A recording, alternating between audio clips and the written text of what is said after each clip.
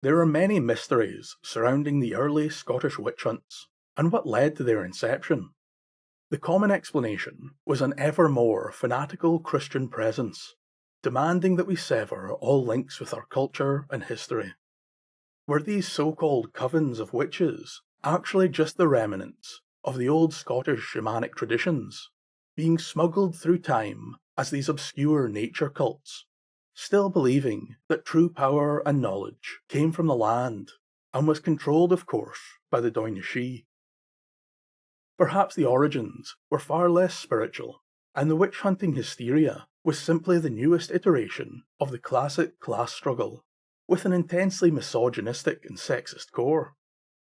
The vast majority of people convicted and affected by the witch hunts were the working class and the poor. Specifically, elderly women were the most likely to be accused, condemned, and killed for witchcraft. Were they targeted for their beliefs, or as a scapegoat to unite the populace in the hysteria that was the king's will, and aid the church and government in subduing a current ideological shift? Of course, it's entirely possible that all are true to varying extents. But behind it all, who truly were these accused women? Were they evildoers in league with the devil, casting spells and enchantments on their innocent neighbours? Or healers, herbalists, and community leaders? Perhaps we can get a little more insight on the matter as we look at one of the most documented early witch trials in Scottish history, Janet Bowman. Janet Bowman was an elderly woman living in Cowgate, Edinburgh, who was arrested in 1570 for the crimes of sorcery, witchcraft, charming, and associations with fairies. What follows is all the information I could find on Janet's life up until her arrest. Now it is believed that Miss Bowman was born in Ayrshire to unknown parents, and would live there through much of her adolescence.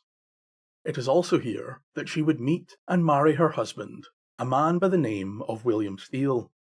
As a quick side note, during this time in Scottish history, women did not take their husband's surname as they did in England, and that would not become common practice here until far later. It would seem that names in Scotland have always held great value and importance for the people. Janet and her husband would eventually move to Cowgate in Edinburgh so that they could both look for work. But when the woman first arrived in the city, she had become afflicted with an unspecified illness and was seeking the aid of a local healer. The woman she found was one Maggie Denham of Potterrow. Now it was said that Maggie formed an instant bond with Janet and was determined to cure her illness before taking her as an apprentice. Maggie told the ill woman to meet her that very evening at a little-known spring on the southern side of Arthur's Seat, the extinct volcano that towers over the city of Edinburgh. During this point in Scottish history, holy wells and healing springs had gained great popularity. The most current school of thought was of a Christian-centric view, where the water at these springs and wells were blessed by a member of the church, or appeared as some form of miracle or gift granted by God. This gave rise to hundreds of holy wells scattered all throughout Scotland, and each being found by, or named for, a local saint. Although there was another, far older viewpoint, which had its roots in the ancient animism of Celtic beliefs, where the restorative nature of the springs were the work of powerful water spirits, each controlled or linked to the shei, or folk of Elfame. Now some springs were said to be guarded by malicious or dark spirits tasked with warding off intruders, while others were happily shared with mortal folk, commonly as recompense for some form of offering. These shei wells, or springs, were often seen as areas linked directly to Elfame, or the world beneath the mounds. It was believed by many at the time that these points could act as a gateway between the worlds for both mortal and shei alike. But returning to Janet and Maggie, they would both meet that very evening by the enchanted spring on the south side of Arthur's Seat. There Janet was guided to the water's edge, and Maggie began a strange ritual comprising of song and dance. While the elder woman revelled in her performance, a great roaring and crashing began to emit from the very ground itself. For a brief moment, Janet believed the mountainous seat of Arthur had returned to life. But before she could make her mind up, several radiant beings appeared on the opposite side of the water, each clad in long green robes adorned with gold and silver. The summoned spirits invited both Janet and Maggie to follow them into the other world, where Janet claimed to have spent 7 long years living with the shei in Elfame. There she not only learned of the healing arts and gained the second sight, but would also give birth to 7 half-shei sons and daughters, cementing her relationship and loyalties with the old gods. When Janet finally left the healing home of the otherworld, she found that those 7 years had passed for her. In our world, only some hours had gone by, and she found herself by Arthur's seat the morning after she had went to the spring. Soon she would return home, completely cured of her illness, and that very day began her life as a healer. With the help and guidance of Maggie, Janet's knowledge of herbology, medicine, prophecy, and summoning only increased. And as the years passed, unfortunately, so did Maggie, leaving Janet Bowman to become the most sought-after wise woman in Edinburgh, with all of her most notable practices relating in some way back to the very healing spring or eldritch well where she herself was cured. Janet would go on to specialise in the production of healing tonics, produced from various herbs mixed with the enchanted waters of the Elven Well. She was accredited with the ability to heal many diverse sicknesses, and most commonly those found in young children. In a recorded statement from the time, we hear of a more unusual cure that the healer would implement on special occasions. It was told that Janet had been asked to aid one William Craig, a man who was suffering greatly from some unknown illness. Janet told the family that she would need the man's shirt, and with that she could determine not only his illness, but also if she possessed the skill to treat him. That evening, the old healer took the man's shirt out to the eldritch well near Arthur's seat, and through a series of chants called upon the shei for assistance. In her own testimony, collected later at the trial, Janet tells of this case and of how her summoning ritual caused a great ferocious wind which tore at the surrounding earth before it suddenly vanished, revealing a tall, radiant man standing next to the spring. She would petition the spirit in the name of Arthur and Queen Elizabeth that he grant her knowledge of the man's sickness and of a possible cure. The enchanting figure fully complied with the woman's request and told her to wash the man's shirt in the south-running water, before returning it still wet to its owner and telling the man to wear the shirt for the next 9 days. Now this is precisely what Janet did, and soon the ill man was clad in a cold, damp shirt. The healer told him that in 9 days he would either cease to live or be completely cured. Now as the days passed, Mr. Craig gained more strength, and by the 9th day he was entirely restored to his previous state. Both he and his wife were extremely grateful to Janet for the work she had done and for the danger inherent in it. It would seem that Janet only used this ritual on very rare cases, specifically for illnesses that could not be tamed with tonics or herbs. Any interaction with the shei could be dangerous for all involved, and this can be seen quite clearly in the testimony of a local blacksmith. This man, one Alan Lauderston, had been gravely ill for some time, and no matter what medicines he tried, none would restore his strength. Knowing of Janet Bowman and the stories and rumours that surrounded her, Lauderston sent his wife on his behalf to ask Janet for aid. Soon the healer was by the man's bedside, and just as she had done before, Janet took the man's shirt and headed off towards the spring by Arthur's seat. Once again, the shei were summoned to the healer's aid, and once more the shirt was to be washed in the south-running water. Janet eventually returned to the man's wife and told her to dress her husband in the shirt and to leave it upon him for 9 days. But as the smith's wife returned to her ever-sickening husband, she was worried that the cold and wet shirt would only worsen his condition. so ignoring Janet's instructions, she would first hang it out to dry, thinking that it could cause no harm. But that night, as the blacksmith's family slept, their home was buffeted by a powerful wind. Doors and windows began to blow open and slam closed, and the unmistakable whisper of strange voices could be heard in the air. The couple cowered in horror as an ear-shattering clang began to ring out from the anvil in the man's workshop. The pair would hold each other close and wait out the terrible storm. As the first light of morning appeared, the winds died and the whispers vanished. The wife would run to the healer's house and beg her aid with the terrible haunting. But Janet already knew exactly why the winds had came, and chastised the wife for not following the instructions that were given to her. When aid is demanded of the Doine Shei, it should be carried out exactly to their specifications, or you will bring their wrath upon you. Janet told the woman she would try again, but this time the wife was to do exactly as she was told. For the second time, the healer took the smith's shirt and washed it in the south-running water, before returning it to the man's wife with the same set of instructions as before. Yet it would seem that this ritual may have been doomed to failure from the very start, as even though the wife did exactly as she was told by Janet, that evening her husband would tear off the cold shirt while trapped in his ever-maddening fever. Later that night, the angered spirits would appear again, but this time windows would shatter and doors would be blown clean from their hinges, and throughout all of this chaos, the heart-stopping pounding of hammer on anvil could be heard constantly.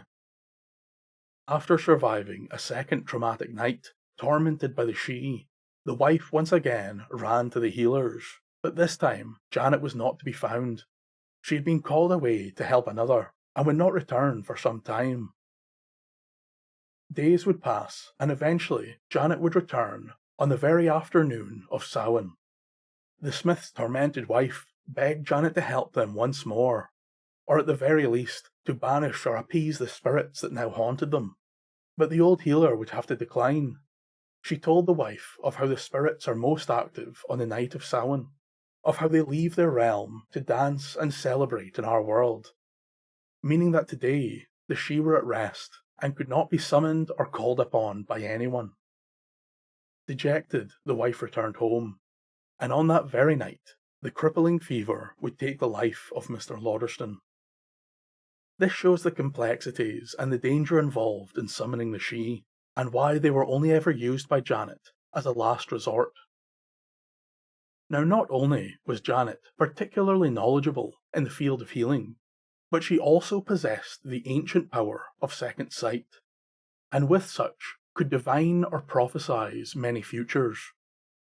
This is seen in a strange record where there is evidence that Janet Bowman was consulted during a conspiracy to kill the then ruling regent, James Stuart, the first Earl of Murray. On one day, Janet was called to attend some local noblemen, one Sir James Stuart, Lord Lion, King of Arms, and Archibald Napier, 9th Laird of Merchiston. Now the pair never divulged to the woman their terrible plan, and would only require of her to divine an answer to 3 specific questions. Firstly, they asked the whereabouts of the Queen on the first Sunday in May, to which Janet answered that the Queen would be at Lochleven that day. The second question concerned Sir William's standing with the Queen, to which Janet replied that he was currently in a very good standing with the Queen. And lastly, would Mary Queen of Scots return to the Scottish throne? To this the healer told them that not only would the Queen return, but she would marry Stuart and bear him children. With the questions asked and the answers gladfully received, the woman was paid and granted leave of the house, returning to Cowgate. Interestingly enough, the prophecies or divined answers given by Janet were all true in some fashion. Mary Queen of Scots was held in Lochleven Castle for some time, and was said to have only escaped on the 2nd of May, so it's very possible that she was there on that coming Sunday. Now William, Lord Lion, King of Arms, had always been in good standing with the royal family, at least up until the discovery of his devious conspiracy. so this answer was perhaps the least surprising. And for the third question, Mary Queen of Scots would indeed return to Scotland and marry a man with the surname of Stuart, just not William Stuart. But it would seem that all these questions were rather pointless in the end anyway, as the pair's conspiracy was quickly unravelled, and soon they were both arrested and charged with conspiring to kill the Scottish regent by sorcery and necromancy, for which William Stuart himself was burned at the stake in St Andrews on the 16th of August 1569. Fortunately, Janet was not mentioned during the pair's trial, which mostly centred on their previous dealings with a Norwegian witch. Yet it was not long after the burning of Sir William that the healer herself would face the court. In 1570, Janet was arrested and charged with sorcery, witchcraft, charming, and association with fairies. But before the old healer could be imprisoned, she and her husband escaped the city and returned to Ayrshire, where she remained at liberty, continuing to help those who required her aid until her eventual recapture in 1572, when her trial would finally commence. Janet Bowman was condemned by the court for her conversation, speech, and familiarity with the fair folk, whom the prosecutor named as demons or spirits of the devil, although it is perhaps worth noting that neither the devil nor his demons were ever mentioned by Janet or any of her accusers. The court eventually found that her crime was a crime against God, as she had drawn the hearts of many locals away from the sanctity of Christ. Due to this, she was pronounced guilty of all charges and burned to death on the 29th of December, 1572.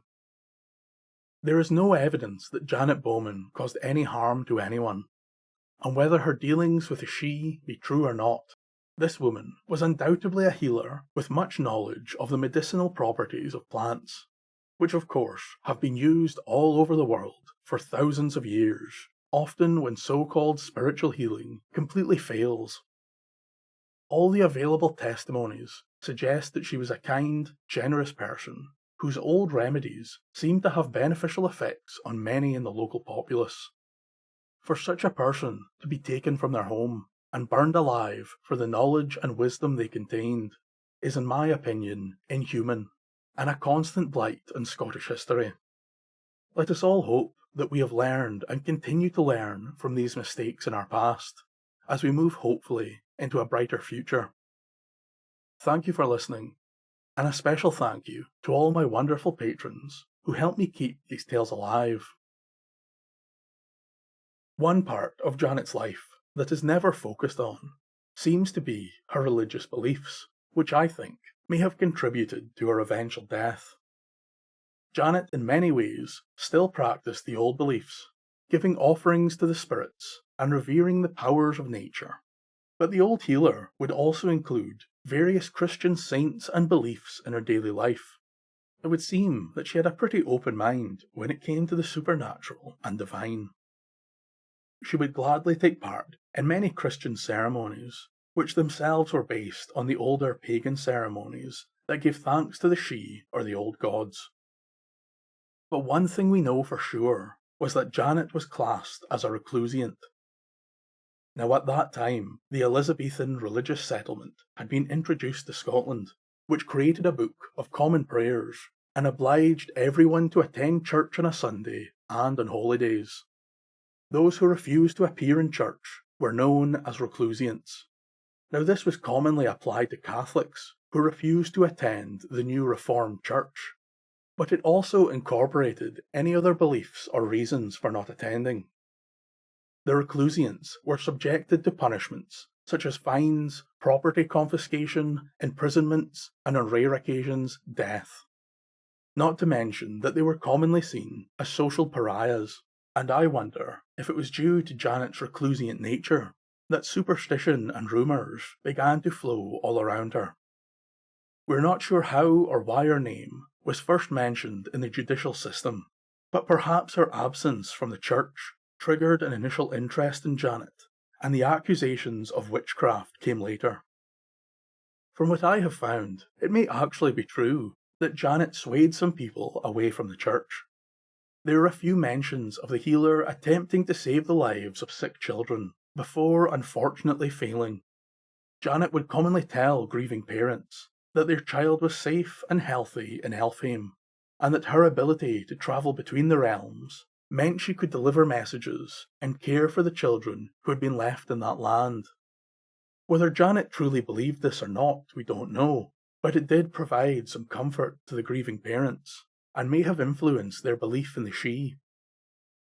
One specific treatment is mentioned a few times in multiple accounts of Janet Bowman, and that is a tonic made from spring water and woodbine or honeysuckle. This tonic was used by the old healer to cure infants of various medical conditions. This tonic's curative abilities are very possible, as in our modern day there's a lot of scientific evidence showing the medical effects of the honeysuckle plant when ingested. It acts as an anti-inflammatory and also has many antiviral properties. So it seemed that the wise women, and in particular old Maggie Denham, knew far more than most give them credit for. The case of Janet Bowman is particularly interesting as it occurs very early in the period of Scottish witch hysteria, and as such seems to lack many of the later traits of the witch hunts.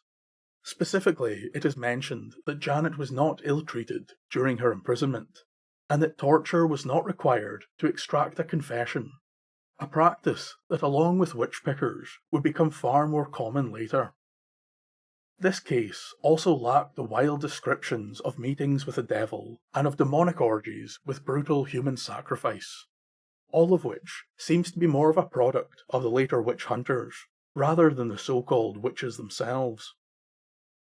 Interestingly, just before the time of the Scottish witch hunts was a period of advancement for women who had begun taking more powerful positions in the community, including the church and even in education.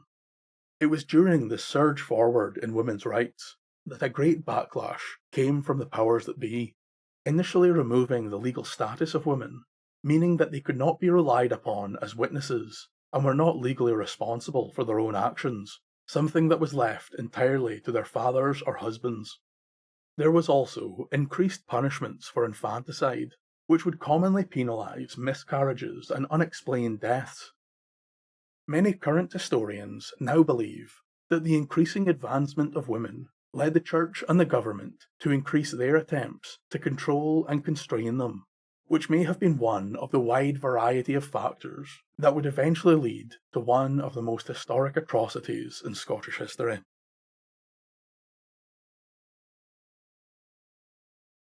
The 16th century was a grim time for Scotland. King James IV died at the Battle of Flodden. His heir, James V, died 29 years after his father, leaving a 1-week-old daughter to be the new leader of Scotland.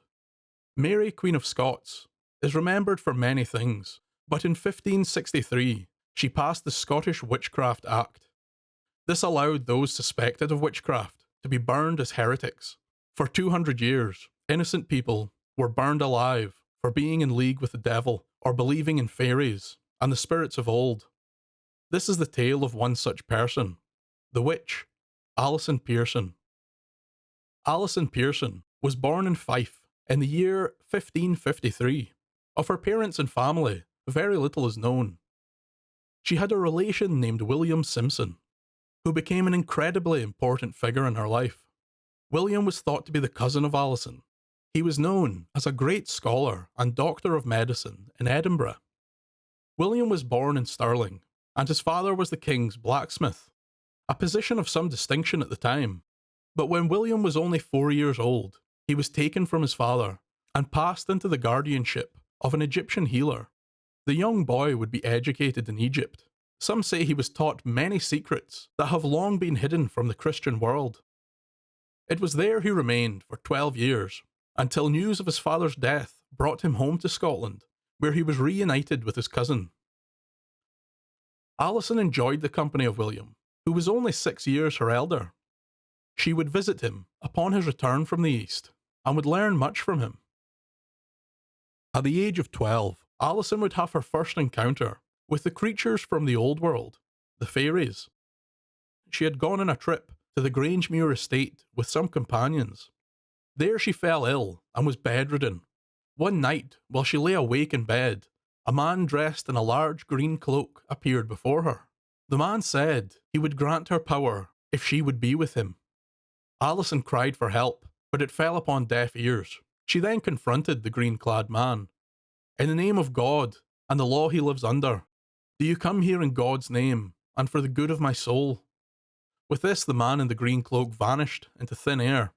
But that was not the last time he would appear before the girl. The second time the enchanted man arrived, he appeared with an ethereal and beautiful company of male and female fae. This time, Alison went with the merry band of fairies and entered the world of the fae. She spent some amount of time making merry with the fairies. Some would play pipes, others tambourines. They would all dance and partake of the finest wine. These trips to the fae realm would become a common occurrence as the years passed. It would seem that by joining them that night, the girl had made a pact with the spirits of the old religion. The limits of this contract were hammered home on one occasion, when Alison mentioned to the fairies that she had told others of her trips to the fae world. This information enraged the fairies. They attacked the poor girl, leaving her arm and foot paralysed on her left side. With the onset of this affliction, she would move from the Boar Hills area of Fife to live with her cousin William in Edinburgh. As she was treated, she was also schooled by her cousin in medicines, treatment, and human anatomy. Alison was never sure when the fairies would arrive. Sometimes they would come to her when she was in high spirits, and other times they would arrive to find her ill in bed. On many occasions, the fairies would invite the now young woman to join them as they gathered herbs and other ingredients. They would also allow her to aid in the creation of embrocations. On some occasions, they would come to her just to provoke and frighten her. One time, around Beltane, the festival of fire, she again made mention of her trips to the fairy realm to some of her neighbours. That night, she would pay dearly for once again breaking the pact of the fae. The spirits came to her that evening. They scolded Alison in a cruel fashion, and once more viciously attacked her. This time she was completely paralysed down her left side, and afflicted with a terrible sickness that lasted for over a month. During this period, the creatures from the other world would visit often. They would tell her she would have everything she desired and more, on the understanding that if any of the arcane knowledge granted to her was revealed to anyone else, her life would be forfeit.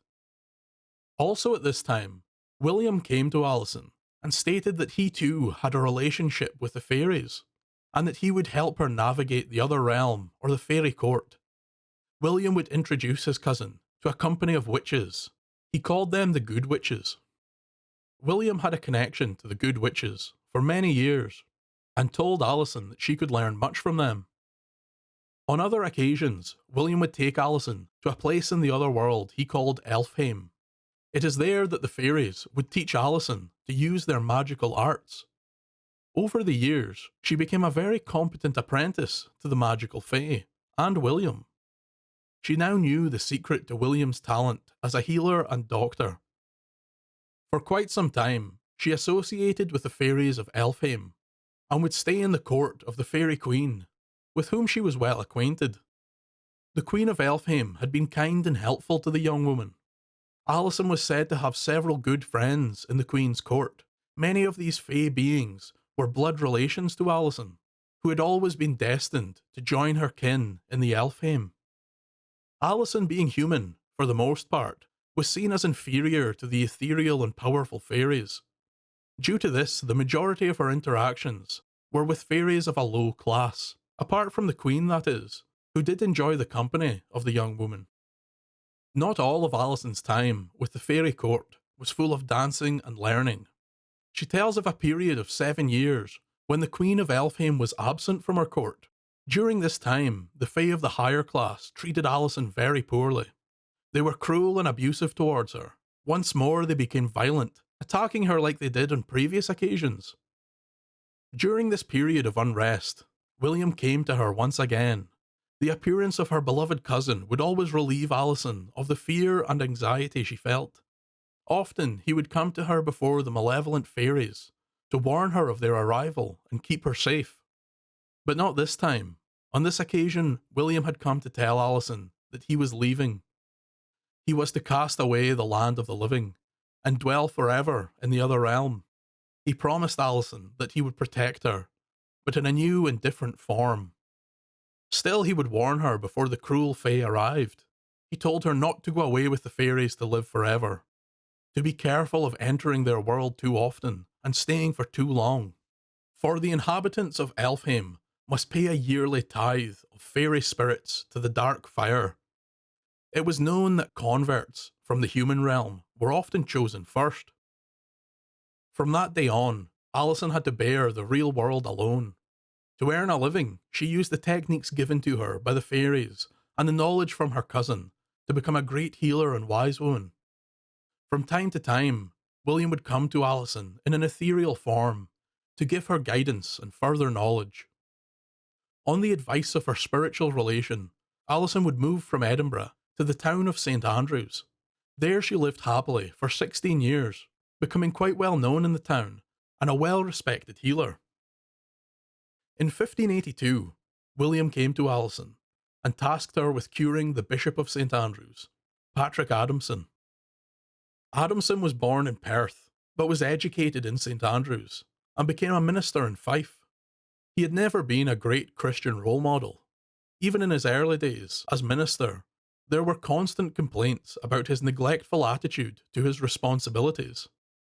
But he found favour with the Earl of Morton, and in 1572 he was appointed to the General Assembly of the Church of Scotland as a moderator. His power then grew when in 1576 Adamson was consecrated as Archbishop of St Andrews. His new position went against the ideology of the Scottish Reformation that was occurring at the time. Not only that, but Adamson decried the reformers and caused conflict within the splintering church factions at the time. He was threatened with excommunication on multiple occasions.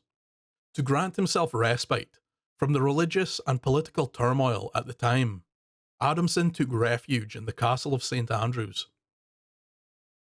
It is here that his famous hypochondria would introduce him to a local healer, Alison Pearson. The bishop had many illnesses, ranging from trembling fever to heart palpitations. Alison, using the knowledge of the fae, picked herbs and made a curative salve, which she gave to the bishop, along with large amount of claret wine. Over the next few months, she cured the afflicted bishop of many maladies, and the pair became quite close. But the many enemies of Adamson would use this relationship to their advantage, and not only accuse Alison of witchcraft in 1583, but also accuse the bishop of consorting with a witch and being the emissary of the devil himself.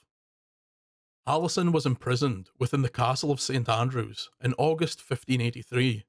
There was a kirk meeting on the 28th of August, where the members of the church would decide Alison's fate. The presbytery declared her guilty of witchcraft and instructed Adamson to keep her confined until her execution later in the year. Adamson, taking pity on the healer woman, allowed her to escape and keep her life. After this negligence on the part of the bishop, he was excommunicated from the church. Alison, on the other hand, went into hiding. Possibly she returned to Elfame, but in 1588 she was caught and brought before the court. There she once again stood accused of witchcraft and being in league with the devil. Alison willfully confessed to much of the charges. It is that confession which provided the majority of this story. Alison told of her childhood, the Green Man, the fairies, her cousin Elfame, the Queen, and her relationship with the Bishop of St Andrews. She would not, however, confess to the dealings with the devil. She was adamant that the fairies were the ones that taught her the healing ways, and that perhaps God had allowed the fairies to come to her, so that one day she may save the lives of many people with her medical knowledge. Unfortunately for Alison, the court did not share her belief of the fairy realm, and to them, Alison's confession proved, without a doubt, that this woman had made a pact with the devil.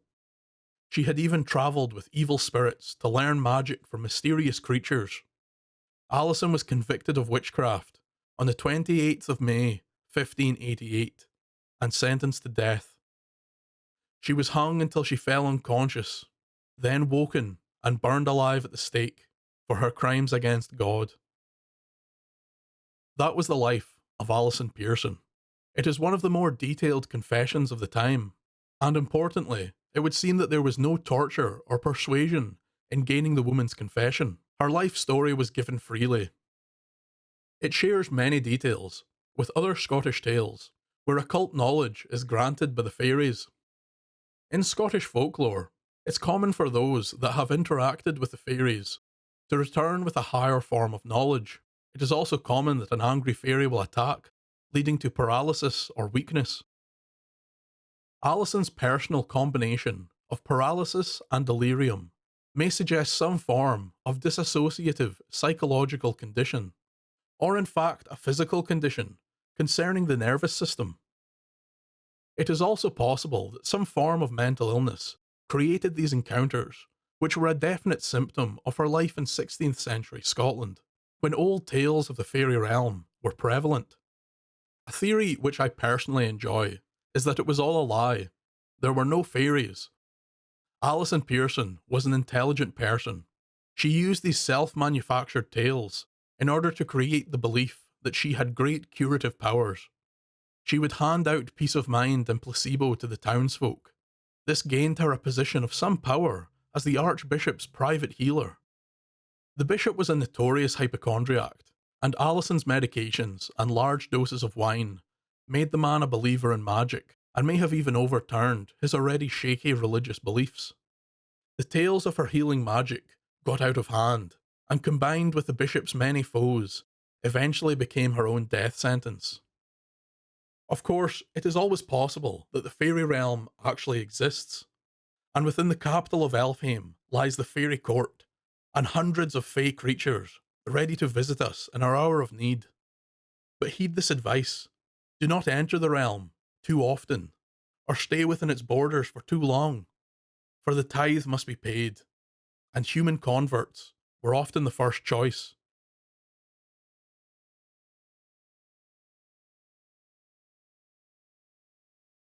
It's not very often that people get to meet the Fae. It's even rarer that mortals are given leave to communicate with the people of the other world. And it is 1 in a million that is granted the highest of honours and allowed to visit Elfame and return. But as with all tales involving the shei, there is always a catch, although this time the price for visiting the world beneath ours was to be extracted by mortal men. This is the story and confession of Andrew Mann. This tale may be lacking in concrete sources, but it is one I think needs to be told and remembered, as whether true or fictional, the confessed life of Andrew Mann is unlike any other in Scotland. Andrew was a healer and wise man who lived in the small village of Raffin in the northeast of Scotland. From the little accounts we have of his life, Andrew was a well-respected man in the area and helped many people with charms and herbal remedies. But on one unfortunate day in 1598, the healer's name was brought to the town council of Aberdeen. It was believed that the wise man drew upon unnatural powers, and that he may be in league with spirits, or even worse, the very devil himself. They believed Mann to be a witch and a practitioner of dark and arcane magics. Men were sent from Aberdeen to the small village. There they arrested Andrew and brought him before the Aberdeen Council, where he would be tried on the count of witchcraft.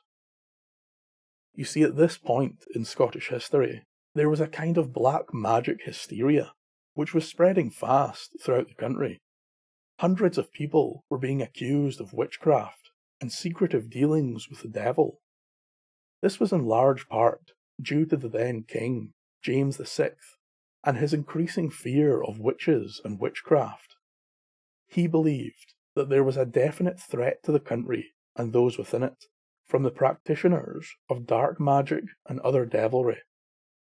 He was once known to say, "There are only 2 types of people in this country, those that are witches and those that hunt witches. So I'm sure you can see how this fanatical ideology would lead to the largest witch hunt in Scottish history, and years of sinister torture and imprisonment of thousands of innocent people. And right in the centre of this madness was Andrew Mann. The then 70-year-old healer was brought before the Aberdeen Council, which was comprised of town elders and members of the church. All the information on Mann and his life are taken from this trial. We do not know if he was held or tortured before giving this confession, as it is not mentioned in the court records, but we do know that other trials in Aberdeen in the same year would use torture to extract confessions, and that a licensed witch brooder or hunter was in residence in the city. So it is very likely that the old man, who had been taken against his will and transported 60 miles or so, was most probably subject to the sickening interrogation tactics of the time. Either way, this was what Mann told the council and the gathered crowd. When the now old healer was only a young boy, he was one day playing in the woods near his home, when he stumbled upon a woman in distress. She was laying on the ground and calling out in some pain. The boy had never seen such a sight in his life. The woman's appearance was beyond alluring. She was laying in the grass, shrouded in a dark green robe, and at moments seemed to be one with her woodland surroundings. She called to the young Andrew, and told him she was with child, and about to give birth, but not only that, she required the boy's assistance. Andrew rushed to the pained woman's side, and followed her instructions without hesitation. Within a short time, and with surprisingly little struggle, the beautiful woman sat in the wild woodland with a newborn child. Her expression was so full of joy and happiness as she held the child close to her body. Looking on in disbelief, the young boy had never seen anything quite as beautiful and pure in all his life. It was then the woman turned to Andrew and told him that she was the elven lord, the leader of the Doine Shei, the Queen of Elfame, and that she would forever be in his debt. She bestowed upon him, there and then, the knowledge to heal all illness, and the power of second sight. She promised to return to Andrew when he had become a man, and thanked him once more before walking off into the dense woodland. The boy returned home, and that very day he began using his gift to help those around him. Andrew claimed that he could cure any ailment of man or beast, and as the boy became a man, his knowledge would only increase. During his confession, Mann gave many descriptions of healing rituals and enchantments he had used in the past. Many of these rituals seemed to demonstrate a knowledge and understanding of concepts widely used in alchemy at the time, such as transference. The process of transferring ill omen or ill health to other objects or living things. For example, Mann told one Alexander Simpson to pass forward through a piece of unwoven wool. After this, a cat was passed backwards through the same yarn 9 times. As this occurred, Andrew would recite strange esoteric words over the man and the cat. Within a few days, the man was healed of his illness, which had been passed to the cat, and some days later the creature would die, removing the ill omen and damaging energy from this world. Now before I continue, I need to mention something about the death of the cat, as the last time I mentioned a cat dying or many cats dying, I received hundreds of comments condemning the practice of killing cats, which I would like to go on record and say that I 100% agree with. Do not hurt cats or any other animals, or any humans for that matter. When Andrew had grown older, the Queen of Elfame would return to him, and on that night she would lay with the man. This sexual relationship would continue for many years, and during that time the Fairy Queen would give birth to several children, to which Andrew was the father. During these years, Andrew would tell of his multiple journeys to Elfame, where he was invited as a personal guest of the Queen, and would live with his half-fae relations. This is where we get some of the only first-hand descriptions and knowledge of the she's underworld and their lives on the other side. Andrew tells that he was only one of several different consorts of the Queen. She ruled the land alone as the most powerful being in it, and there was no seated king. From time to time, the Queen would choose male she to join her in bed and become king for a day.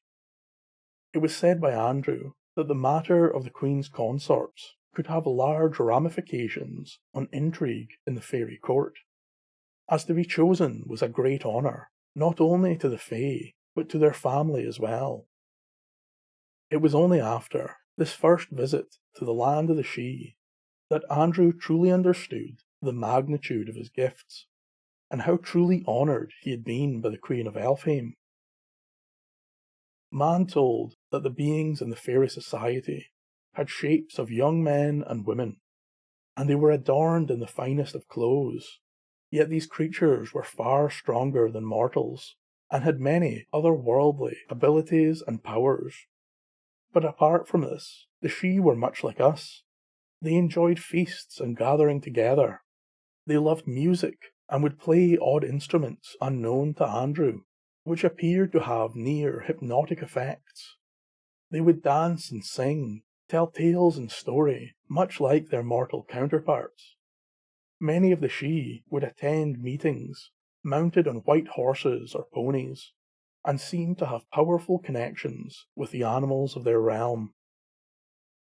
Man told of how Elfame was not only home to the she, but to all manner of spirits, entities, and ghosts. These creatures had strong connections to the she, and many were related in some fashion, yet all were in submission to the Fairy Queen.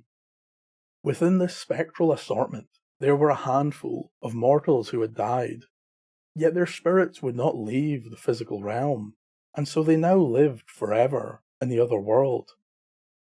It was while being introduced to these once mortal spectres that man met a few notable characters.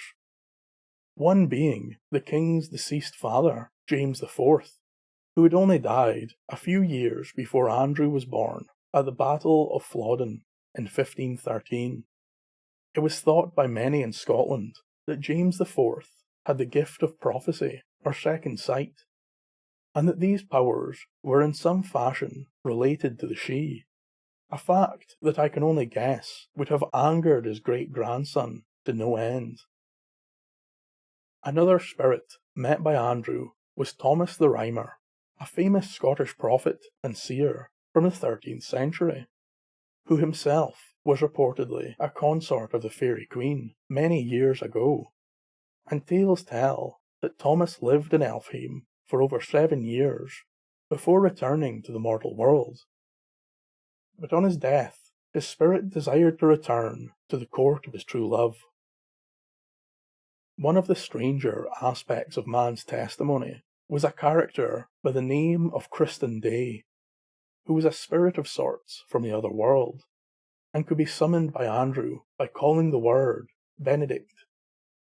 The being known as Kristen Day would appear in many forms, one being a magnificent white stag, another being a demonic beast or angelic figure, but most commonly he would appear in the form of a mortal man, and was a kind of hedge knight she or fey mercenary. It would seem that his services were given freely to Andrew, as Kristen Day was also a consort of the Elven Queen. The Elven warrior would appear on command and assist Andrew by either sword or knowledge. Man claimed that he would leave part of his land unfarmed and clear as a tribute to this helpful spirit. The pair's connection was rooted in a magical mark left by Kristen Day on Andrew's third finger, and as long as it remained, the she would be in his service. Unfortunately for Andrew, the Aberdeen court did not see his affiliation with the spirit, Kristen Day, in the same manner as himself. To them, the summoned creature was the devil, who Andrew had pledged his soul and had been given the devil's mark.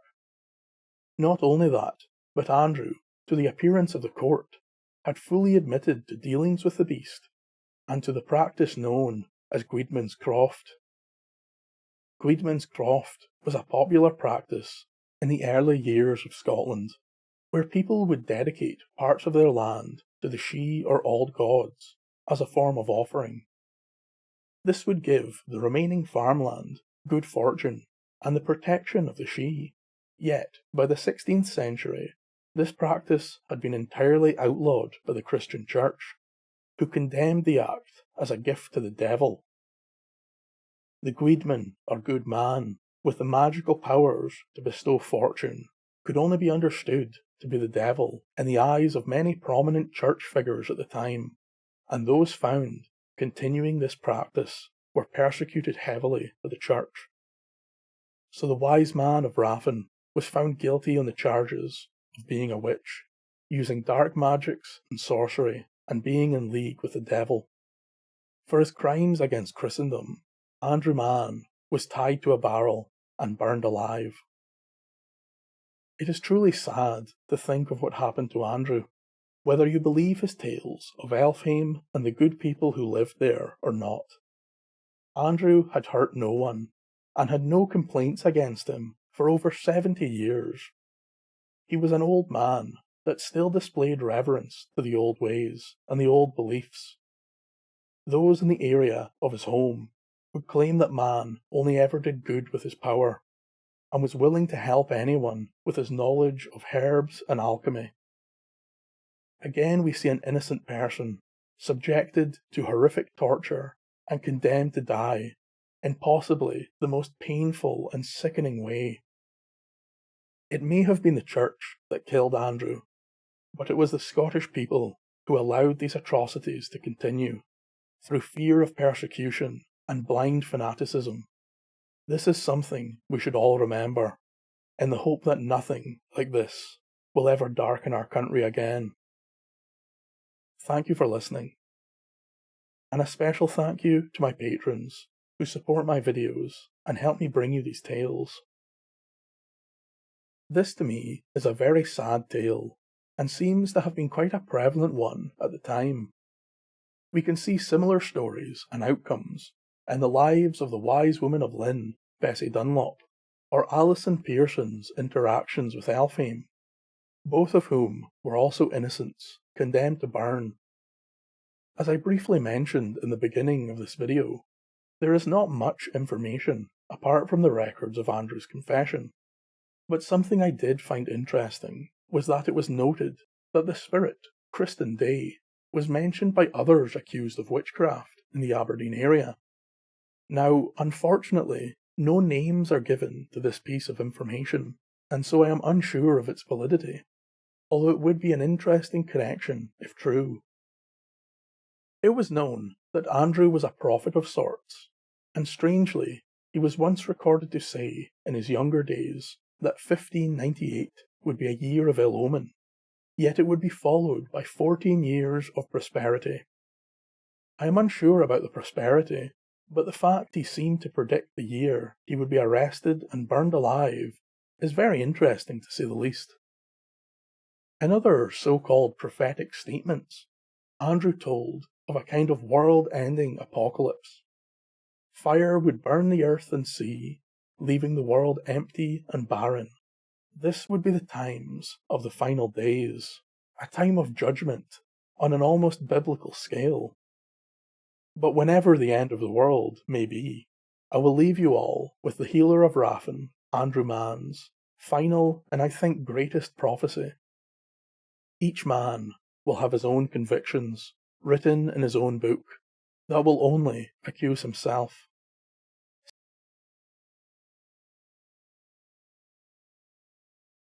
Most witches who were tried and executed were brought to the attention of the local kirk by so-called do-gooders in the village, a result of whispered tales being passed from one ear to the next. Then that person would be interrogated and tortured, not only to produce their confession, but to give the names of other evildoers in the surrounding area. Very rarely would a confession be given voluntarily and unprompted, which is the case in today's tale of the occult, which looks at the life and mystery surrounding a man who on one strange day during a church sermon called attention to himself and claimed that he was in league with the devil. This is the story of Major Thomas Weir, the Wizard of Westbow. In this video, I will cover the well-known tale or legend of the Wizard of Westbow the way it is known to most people. I will then confront the horrific truth that is masked by history and mythology. This second part will contain some very disturbing acts and revelations. Thomas Weir was born in 1599 in Clydeside near Glasgow. He was descended from a very old and powerful family in the Central Belt, Clan Weir, sometimes known as Weir de Vray. His father was the Laird of Kirkton, and his mother was Lady Jane Somerville, a person who is surrounded by much mystery. It was said that the lady had unnatural powers, a prescience of thought, and a control of the evil eye. But perhaps she is a story for another time. Thomas Weir would grow and quickly join the Scottish anti-royalist army, and as a lieutenant he served in Ulster during the Irish Rebellion of 1641. Weir was a fierce and professional officer who held about himself a dominating aura, a man, it would seem, destined for leadership. In 1650, he would be granted the post of Edinburgh Town Guard Commander and acquire the rank of Major. It was in this position that Weir would come to oversee the execution of another famous Scottish figure, that being James Graham, the Marquis of Montrose, who had been a general in the Scottish army before changing his allegiance to King Charles I. It was Thomas Weir that would sign and oversee the execution of the so-called Great Montrose. While in the city of Edinburgh, Weir would live with his younger sister Jean, who was more commonly known by the name Grizel. The pair took up residence in Westbow, a street which links the two halves of the city. At one end the castles and cathedrals, and at the other the inns and pubs. In Weir's time, the street was well known to house many of the city's most pious citizens, who would actively preach upon the street. These residents would quickly become known as the Bowhead Saints, and chief among them was the angelic Major Thomas Weir. For many long years, Weir had been a devout and somewhat fanatical Presbyterian. He much rejoiced in the Scottish Protestant Reformation and was staunchly anti-Catholic and anti-Anglican. Weir was a powerful and striking figure, tall, thin, and with a dark, grim face. The man would always dress in black, covered head to toe in a long, dark cloak, and everywhere he went, he was known to carry a black thornwood staff, topped with a finely carved and detailed human head. In 1669, Weir would retire from his command of the guard and spend every second of his newly found free time preaching. The now old man would openly preach in the streets, working himself up into a trance-like religious frenzy, during which he would force upon the gathered crowd the furious words of God, with each phrase accented by the violent brandishing of his thornwood staff. Thomas was as well respected as he was feared in the community, an old ravenously pious man who demanded respect and strict adherence to religious tenets. But this view of the Iron Preacher, the formidable base upon which the pillars of the community stand, would entirely change one Sunday morning. Much as every other Sunday, the locals would head to church, and as usual, Major Weir stood overlooking the crowd as they found their seats, each of them very well aware of the oppressing look of the old Westbow saint. Then, before the sermon could begin, Thomas raised his blackthorn staff for silence, and spewed forth a number of horrifying, demonic confessions. He told the gathered flock of his powers of second sight, and compact with the very devil himself. The old man spoke of dark, necromantic rituals to summon spirits and the dead. He told of devious sexual acts with all manner of creatures and beasts, including the demonic master himself. But this was not all. Weir claimed to have seduced his sister, and has been living in a carnal, incestuous relationship with her for many years. The crowd and the preachers were beyond shocked by the man's horrific revelation. With much haste, it was announced that the major had been struck ill with a serious sickness, and to ignore the confession as the ramblings of a madman. With this said, members of the clergy would quickly escort Major Weir out of the building and straight to the local doctors. Yet within minutes of the congregation's dismissal, the whispers blanketed Edinburgh with the confession of the once saintly man. Although, at that time, many were reluctant to formally accuse such a powerful and pious figure in the community. The clergy and the doctors would thoroughly examine Weir, hoping to find a reason for this sudden madness, but the man was in great health, and would continually repeat his confession, and insisted on the crimes he had committed. The authorities were at a loss with this man, and until the situation was over, the once commander of the town guard would be held in the prison bars of the Edinburgh Tolbooth. It was now that the local authorities decided to question Weir's sister, Griselle, in the hope that she could put all of these wild rumours to rest and give her the opportunity to clear her good name, which had been so thoroughly marred by the feral confession. But the questioning of Griselle would only pull the investigators deeper into this maddening tunnel of horror and devilry. The sister would readily admit and expand upon her brother's wild claims. She told of their long incestuous relationship, and how he had been granted the devil's mark at a young age, and quickly brought her into the wicked coven. The pair had learned dark magic and powerful necromancy from their mother during their childhood, and both had regular meetings with the devil and beings of the realm of faerie. They would perform rituals and attend great gatherings of witches and devil worshippers, where they both took part in all manner of perverse hedonism. Griselle would then give details on many of these incidents, including one in which the devil himself had appeared at the Westbow house in a grand carriage pulled by 6 jet-black horses, both of which burned with the undying flames of hell.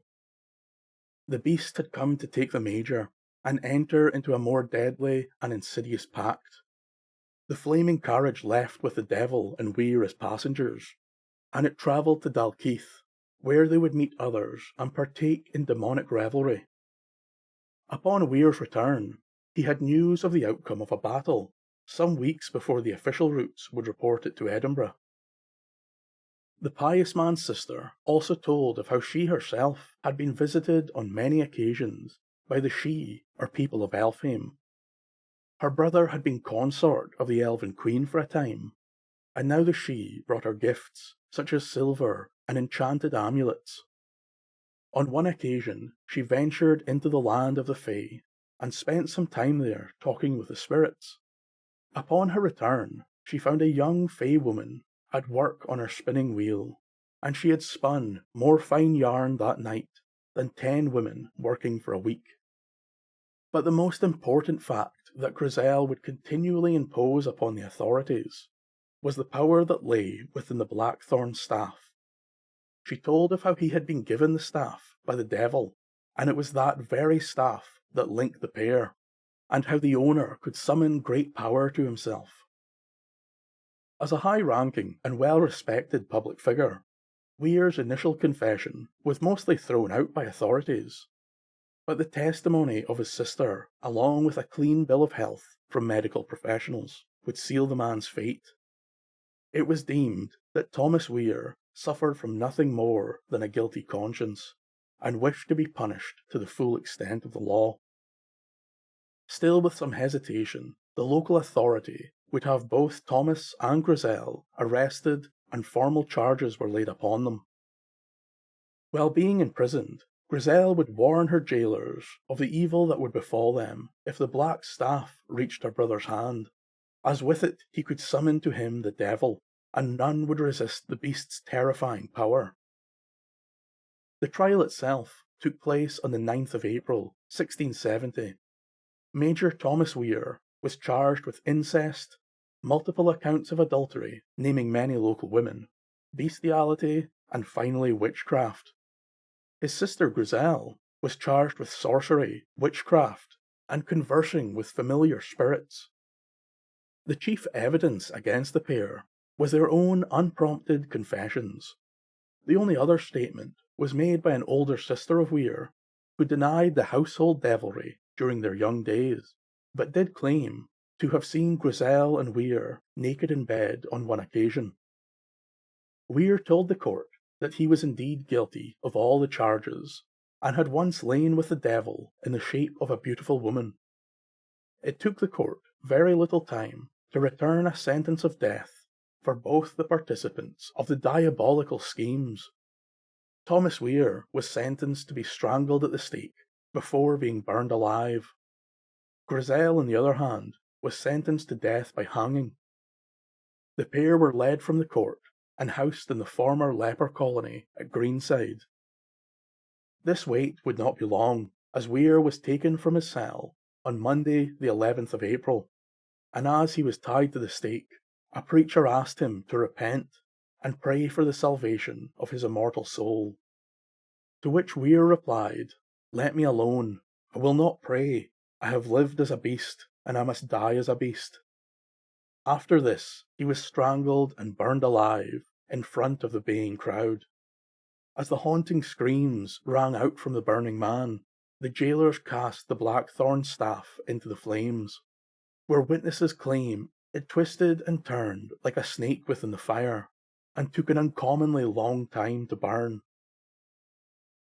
On the very next morning, Griselle was led from her prison to the gallows, and she also seemed determined not to repent for her sins.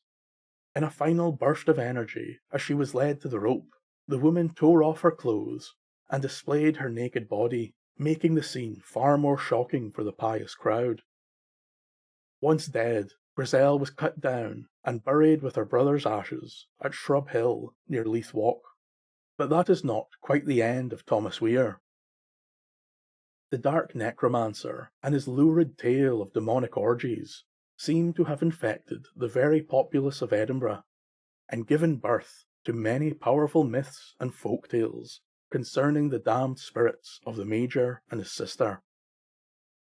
Many years later, acclaimed writer and occultist Sir Walter Scott would say, "It is certain that no story of witchcraft or necromancy, so many of which occurred near and in Edinburgh, made such a lasting impression on the public as that of Major Weir." Some tell that the dread-looking man in his black cloak can still be heard walking the streets of Westbow, his identity revealed by the tapping sound of the devil-crafted cane upon the cobbled stones, a sound that would strike fear into any of those unfortunate enough to hear it. The staff itself was also believed to have a mind of its own, and tales began appearing about odd instances with the cane, some from even before the man was executed. Locals would tell of the blackthorn cane walking around on its own or in front of its master, and even running errands and opening doors for the man, like some form of demonic familiar. There were some in Edinburgh that even believed the man's power had grown to such an extent that he was able to return to the living after his execution, and continued to live in the house with his sister, which after the pair's death would lay uninhabited for many years, with no one daring to live in such a haunted and evil place. By night, the local pubs were a frenzy of odd stories surrounding the abandoned Weir home. It was said that during the night, candlelight could be seen illuminating the house from inside, along with strange music and haunting laughter. On one occasion, observers would notice the grim countenance of the Major staring out of the window, filled with anger and brandishing the blackthorn cane. But the ghostly apparitions were not only confined to the necromancer, but his sister would appear in the street or house as well. One tale describes how at the stroke of midnight by the clock of St. Giles, Griselle would appear, opening the window and beckoning thrice with a gnarled extended finger, luring those that beheld the sight to their doom. There is even an account of Weir himself issuing forth from the property at the stroke of midnight, mounted upon a flaming horse with no head, and would gallop off in a whirlwind of flames. There were those that believed the house had become a nexus between our world and the spirit realm, a place where other evildoers would take part in rituals and summonings. Yet most haunting of all were the multiple reports of a large coach, drawn by 6 black horses, thundering down the street late into the night. Unsurprisingly, the home would stay empty for many years, left to rot and decay, while the fearful public allowed it a wide berth. It was eventually purchased 100 years later, in 1780, by the ex-soldier William Petullo, a man who disregarded the superstition surrounding the home, and was more than happy to pay the low price. The second the ink was dry on the documents, rumours flooded the city. The necromancer's home had been bought, and someone brave or foolish enough dared to enter. On the first night Petullo and his wife settled in the home, they beheld a fearful sight. As the pair lay in bed, suddenly awoken by a noise in the night, they looked up to see the decapitated form of a calf walk through the stone wall. The beast moved to the bed, and setting its 4 hooves upon the stock, glared at the pair with the headless remnants of its bloody maw. The ex-soldier and his wife screamed in terror, and ran with all speed from the bedroom, not wishing to be devoured by this evil phantom. The pair fled the house, and once more it was abandoned, and left to the whims of the demonic spirits that lived within. Eventually, the house was demolished, and the evil of the great wizard and his witch sister was destroyed forever. Or so many believed, I amongst them. But while researching this video, I found some new information that tells a very different tale. One of the reasons it was believed the house was entirely gone was its mention by Sir Walter Scott in 1830, when he said, "The remnants of the house in which Weir and his sister lived are still shown at the head of Westbow, which has a gloomy aspect, well suited for a necromancer." At the time I am writing, this last fortress of superstitious renown is in the course of being destroyed. But 200 years later, in 2014, it was discovered by Dr. Bondison of Cardiff University that the building was mostly incorporated into a Quaker house, a place of religious meetings, in what is now Victoria Terrace. The manager of the meeting house, a Mr. Buxton, had this to say: "This is the first time I have been told Major Weir's home was actually here. I thought it had been demolished by people who didn't want anything to do with it." That said, one of my staff some years ago said he had seen Weir walk through the wall. If Dr. Bondison is right, Weir's house is in our toilet, which seems appropriate. Appropriate or not, it would seem that the hellish nexus to the spirit world and the desecrated ground once walked by a man now known as the Wizard of Westbow still haunts Edinburgh to this very day. Thank you for listening, and a special thank you to my patrons for allowing me to bring you these tales. We will now look at the truth behind this strange tale and delve even further into the pits of hell, which I warn you now covers some very disturbing topics, including sexual abuse, and I will take no offence if you choose to leave the video now. The first issue is that very few people know the truth behind this tale, and that the general folklore or legend version I told you is not entirely correct, although both may have the same outcome. The unmasking of Weir's hideous deeds may not have been quite as theatrical as many stories might lead you to believe. It was said that after retirement, Weir began to fall ill and from his sickbed would confess to friends and local clergymen of his secret life of adultery and incest, with no mention of witchcraft or devilry. These sinful acts would quickly reach the ear of Andrew Ramsay, the Lord Provost, who found the confession implausible and took no action. But eventually, both Weir and his sister were taken for interrogation, and this is where Grizel told of necromancy, witchcraft, and the devil. So it would seem that the religious man's church confession may have been added later due to the elaborate retellings of local storytellers, or to conceal the truth, which would show the vast negligence of the local authority and church, who it would seem had their part to play in the horrors that would come to light. It is said in some records that Weir was never officially charged with witchcraft, but only of incest and adultery, with his sister being the one charged with sorcery. But then I found the actual court proceedings, and a truly horrifying picture was painted of Thomas Weir. Weir was indicted and accused of adultery, incest, bestiality, and rape.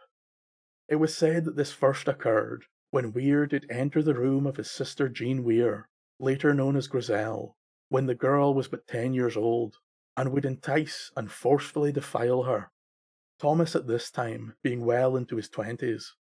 Sadly, this would occur again on a yearly basis until the girl was 16. Then the abuse would become far worse and would begin to happen on a weekly basis while they both lived in their father's house.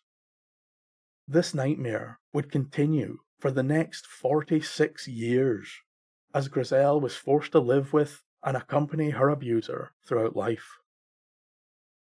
It was also said that Weir used his standing and power within the church and the town guard to force multiple women into sleeping with him, and this, along with the horrible treatment of women at the time, would mean that the many recorded accusations of harassment and sexual abuse submitted to the authorities were entirely overlooked, and the women deemed to be suffering some form of madness, since no one thought it possible that the leading saint of Westbow could have committed these atrocities. Many would even believe that this was some form of conspiracy to mar the pious man's good name. One accusation that did come to light was that of Margaret Borden, the daughter of Weir's temporary wife with the same name. Weir's stepdaughter told the court that the man raped her multiple times when she was a child, and that this happened during the time of her mother's illness and again after her mother's death. Weir would continue this horrible act until eventually he forced the young girl to marry an Englishman for a healthy dowry. The Major was also charged with keeping the then 22-year-old servant, Bessie Wemyss, as a form of sex slave. She was trapped in his clutches due to his influence and power, and the fact that he could easily destroy her life if she would dare go against him. This would allow the man to control and force his servant into submission. In 1650 and 1651, at a farm in New Mill, Weir would commit bestiality with a mare, a cow, and some other beasts. These specific acts were actually witnessed by a local woman, whose name is unknown, but she did report the crimes to Mr. John Neve, minister of New Mill. But unfortunately, the woman was turned away, and her testimony was disregarded as lies. No one would come to know the truth of her story until 20 years later, when Weir himself would confess to the incident. Grizel was also indicted for incest with her brother, which to me is unbelievable. She was the victim of these horrendous crimes and had no choice in the matter. In her testimony, she had told of a great variety of places where the assaults had occurred over the years, and one time in particular, when in a barn at Wicketshaw, her sister Margaret did enter and surprise them in the act. It was only after this that she revealed the meetings with the devil and the use of witchcraft. Weir, when asked of his guilt, told the court, "I am guilty of all the foresaid crimes, and I cannot deny them." He was never charged with witchcraft or any form of sorcery. However, it is written in the records that when a minister came to the toll booth after the trial, so that Weir could confess his sins, the man would tell him that he did indeed talk with the devil in the evenings. There is also a passage in the records that details Grizel's hanging. When the woman tore off her clothes, she was heard to call out, "I will die with all the shame I can." These are the heart-wrenching final words from a woman who was completely innocent and lived through more horror than can be possibly comprehended. Grizel, or Jean, is usually a second character in the tale of the Wizard of Westbow, and her true story of the 60-year nightmare she suffered at the hands of a sick, twisted, wretched individual is seldom told, and mostly overshadowed by interest in the occult and supernatural aspects of the story, a crime for which I must accept some guilt. This is the reason I have endeavoured to include the true story of Thomas Weir and the horror he inflicted on the women of Scotland. It is my belief that upon being questioned about her brother's crimes, and knowing how often his influence in the church and Edinburgh society had allowed him to continue his horrific abuse, that Grizel damned herself by telling the tales of witchcraft and devilry that would ensure both the death of her brother and herself. This was the tortured and tormented woman's only way of escaping a beast far more real and evil than the devil could ever be. Remember that Grizel was an innocent woman, put to the death for the crime of being a victim. The world is a dangerous place, not because of those who do evil, but because of those who look on and do nothing.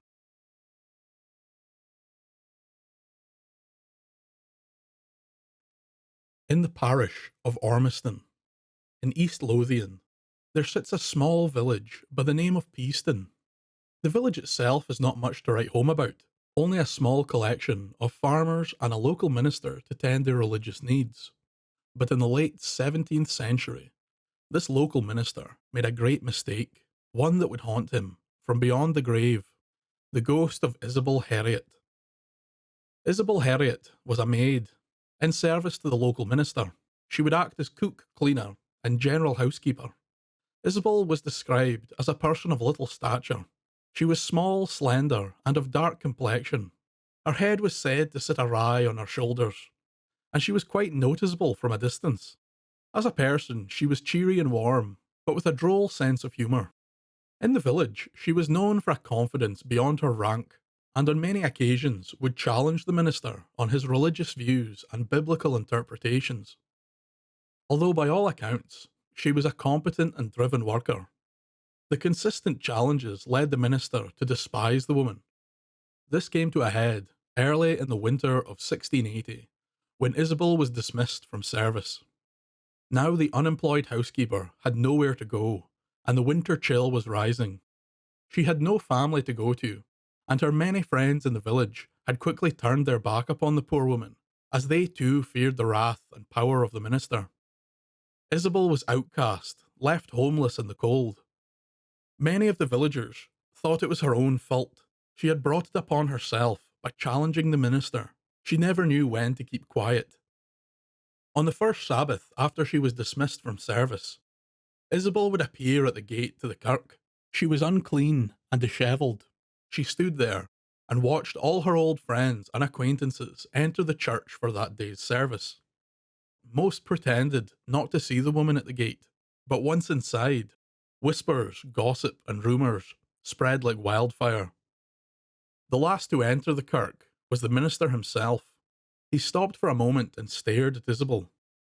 She had hoped he'd changed his mind and would show her some of the compassion that he preached so readily. But it was not to be. The minister shook his head and ordered that the doors be closed. Isabel, now shunned not only from the village but also from her faith, was in complete despair. She thought about running to the door and pleading with the people and the minister, hoping that they would allow her to return. But these thoughts of panic and redemption turned quickly to pride and power. She turned to leave, She did not wish to be among those self-righteous fools, those cowards unwilling to stand for their convictions. She left the village. Only a few days later, Isabel's body was found in the surrounding woods. She had frozen to death in the winter cold. Her body was taken to the church, and with no funeral or words from the minister, she was buried in a small wooden casket. That was the end of the village pariah, Isabel Harriet, or so the minister thought. 3 days after her unceremonious burial, on a dark and bitterly cold night, some of the villagers swore they had seen Isabel walking from the chapel in the direction of the minister's house. It was said she wore flowing, white grave clothes and had a pale yet wicked expression. That night, the minister was abruptly woken from his slumber as a stone shattered his bedroom window. The panicked minister jumped to his feet and narrowly avoided a second stone that came through the window with some force. He ran to the sill and looked down, but there was no one to be seen. By the next morning, rumours of the woman in white and the attack on the minister had already spread throughout the entire village. Some whispered in private that Isabel had returned to seek her vengeance for her hardship. Many of the villagers thought of the part they had played in the poor woman's death, and were now worried for their own safety. Over the next few days, more mysterious disturbances occurred. A young stable boy, while tending the horses, was grabbed by the heel and tripped. He said he could feel the ice-cold fingers upon his foot, as a spectral hand took his feet from under him. Another day, the stable boy was looking for an old horse comb, when from out of nowhere the very comb was thrown at him. But that was far from the strangest occurrence in the stable. The boy remarked that for the last few days, each morning when he entered the stable, the horses seemed tired and restless, and covered with sweat, as if they had been riding all night. One family reported that their bed had been filled with ash and cinders. 4 nights in a row this would happen, and on the last night they called the minister and told him to stop this devil before it could do any more. The minister was lost. He knew not what to do. The family blamed the minister for all that had befallen them and the village. After their confrontation with the minister, the family had no further issues. One of the women who had witnessed the ghostly apparition of Isabel that first night would see her again. It was on another cold and dark evening, as the young woman was returning home. She spotted the flowing white grave robe once again, but this time the spectre was in the minister's garden and appeared to be collecting stones. Cautiously the woman approached and whispered softly to the spirit, "Isabel, please tell me what you are doing here." The spectre stopped and turned slowly to face the woman, with a vacant expression, yet oddly piercing black eyes. Isabel said, "I have stolen all the gold that the minister owns. It is now the property of the devil, for he is the only one who came to me in my hour of need and granted me my vengeance. I will first destroy the minister, mind, body, and soul. Then it will be your turn, and the rest." The evil spectre began to move closer to the woman. With a sudden pang of terror, the horrified woman ran with all haste back to her home. This was the last recorded appearance of the ghost of Isabel Harriet, although it is said by some that the spirit of the outcast woman still haunts the village of Peasden, and there she continues her revenge on the relatives of the villagers that treated her with such derision.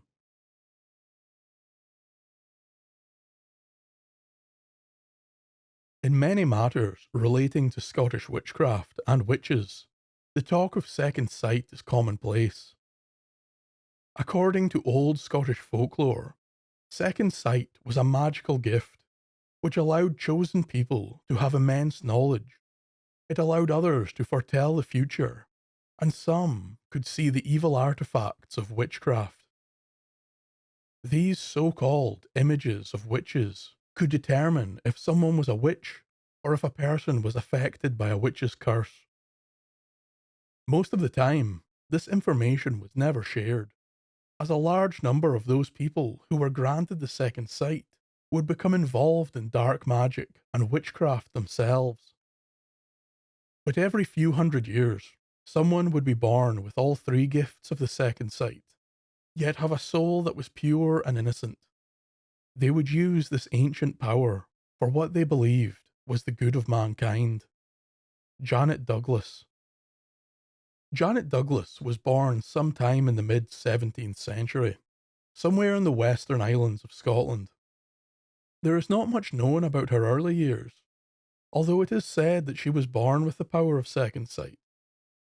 During the early 1670s, a very young Janet would publicly demonstrate her skills by telling fortunes and hunting out witches or black magic in the local area.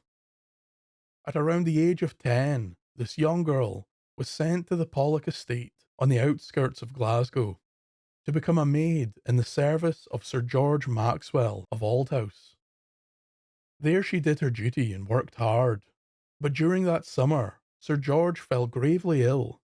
Confined to his bed, Maxwell sent for doctors and physics from the city, but none could aid him with his terrible sickness.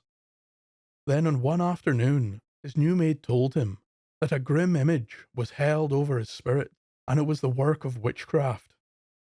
Janet even implicated a local widow, saying that she had seen the same image above her spirit, so was certain this curse was of her doing. Sir George was already a well-known zealot when it came to the persecution of witches. So when given this information by young Miss Douglas, Sir George quickly ordered his men to the widow's house. Maxwell's men forced their way into the house and dragged the widow, her children, and 3 of her friends before Sir George. As the panicked locals were locked into heavy iron manacles, they could see the nobleman talking with what appeared to be a small child. The young girl began to point at each of them in turn, all apart from the widow's 14-year-old daughter.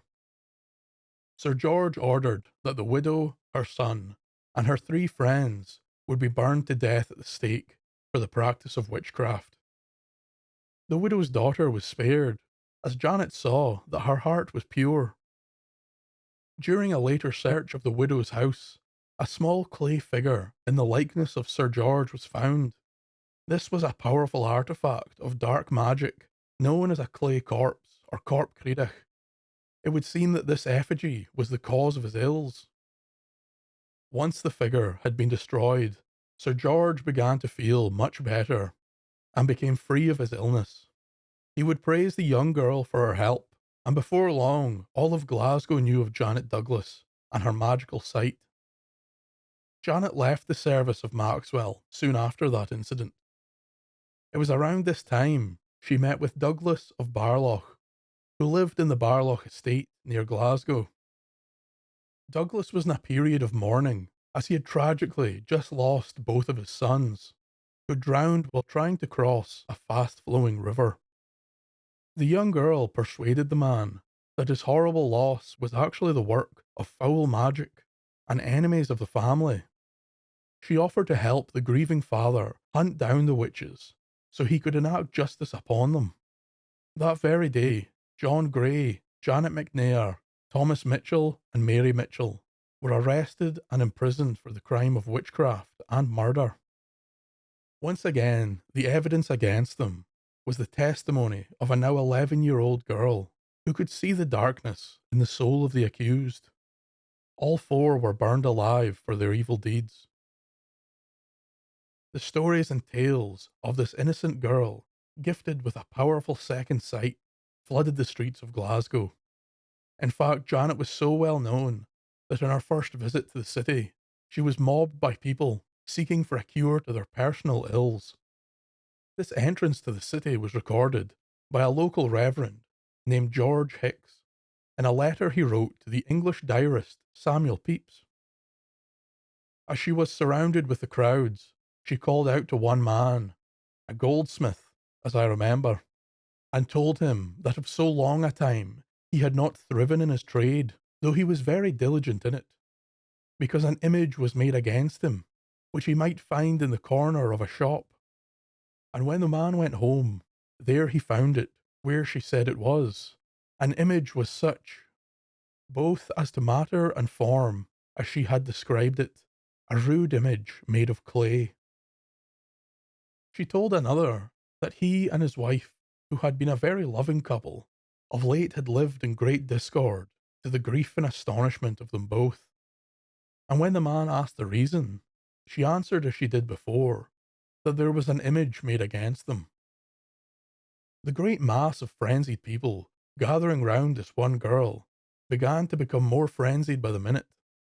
At one point, Janet accused a bystander of being in league with the devil, and a small riot broke out in the streets. So bad was the fallout of her entrance that the local magistrate ordered the girl be kept in protective custody for her own safety and the well-being of the city. Janet was released from the local jail after a few days when all the commotion had calmed. Then the young girl decided to head to Edinburgh. Even during the 17th century, the idea of an 11-year-old girl travelling alone to the nation's capital was quite odd, not to mention very dangerous. But eventually, the young Douglas would arrive in Scotland's capital. Here she received a welcome similar to that of her first appearance in Glasgow. The streets were crammed with locals, looking for aid and ready to hunt the devils among them. Quickly the Privy Council, who advised the monarch on affairs of state, took the girl into protective custody. Janet was imprisoned at the Canongate toll booth for causing a public riot, and it was during this period of confinement that the Reverend George Hicks was granted leave to interview the girl. With him the Reverend brought Robert Scott, minister of Holyrood Abbey, an authority on the divine and the occult. In the first interview with Janet, the pair could not get much information. The girl was shy and reluctant to talk. She told them that she was suspicious, and that perhaps the pair had been sent to betray her. Eventually the girl proposed a deal. She would answer any and all questions truthfully, if the clergymen could use their sway with the Lord High Commissioner to grant her freedom. The conditions were agreed upon, and Hicks promised to do all he could to grant her freedom from her prison cell. Much was learned about Janet Douglas and her powers over the course of multiple interviews. She told the Reverend that she was born with her powers of second sight, and that she hoped they were a gift from God, but each day she feared that they may have come from evil. She would renounce Satan and all his works each and every night during prayer before bed. She would ask God to help her along her path and to hunt out the evil before her. Hicks commented that the girl seemed to command a vast and unusual level of knowledge, especially for one who was completely uneducated. One passage in particular demonstrates Janet's intelligence, and what I think is the Reverend's preconceived notions of the Highlanders. When I was with her, I asked of her parentage, but she would tell me nothing of it. I also told her how I observed how her words and expressions were of better sort, and asked how she, being a Highlander and in appearance a poor girl, came to speak so well. To this she artfully replied by asking me why I should suppose it so difficult for her to learn to express herself well. Indeed, her wit and cunning were both answerable to her assurance, which I told you was very great. On the subject of her powers, Janet told that she would receive visions from time to time, and these would always occur while she was awake. The haunting figures or images that she saw surrounding the people she suspected of evil doing were an outward apparition, meaning they existed within our physical reality, but could only be seen by those with the second sight, and denied that any image had been from imagination or formed within her mind. While seeing these auras or spirits, Janet claimed that she felt entirely normal. There was no fits or seizures, she had no weakness or faintness, and neither her speech or movement was affected in any form. Both of the clergymen were at a loss to explain Janet's unnatural powers, and after a few meetings with the girl, the Lord High Commissioner removed their ability to visit, since it showed no promise. The Reverend did all he could to convince the Lord High Commissioner, John Matland, Duke of Lauderdale, to release the young girl. The commissioner's only answer was at this time it would not be convenient to release Janet Douglas for certain reasons. X would never again see the strange girl with the amazing powers of second sight, but this is not the last we would hear about Janet Douglas. Later that same year, while still imprisoned, Janet was ordered to appear before the council. Presiding over this trial was Archbishop Sharp. He accused the girl of using sorcery and witchcraft. This Janet adamantly denied, and told that she endeavoured only to discover evil and countermine the kingdom of darkness. The bishop insisted that the girl was to be sent to the West Indies to live out her remaining years as a slave on one of the many plantations. Janet replied to this with the following statement. "My lord," she said, "who was with you in your room Saturday night last, betwixt 12 and 1 o'clock?" The archbishop went a pale white, and his face was the very vision of terror. He rose slowly from his seat, and without saying a word, left the council chamber. Upon watching the bishop leave in this haunting manner, the Duke of Rothes rose and asked the young girl who visited the bishop. At first Janet refused, but upon the Duke's promise that she would not be sent to the plantations, Janet eventually said, "My lord, the bishop met with the very devil himself."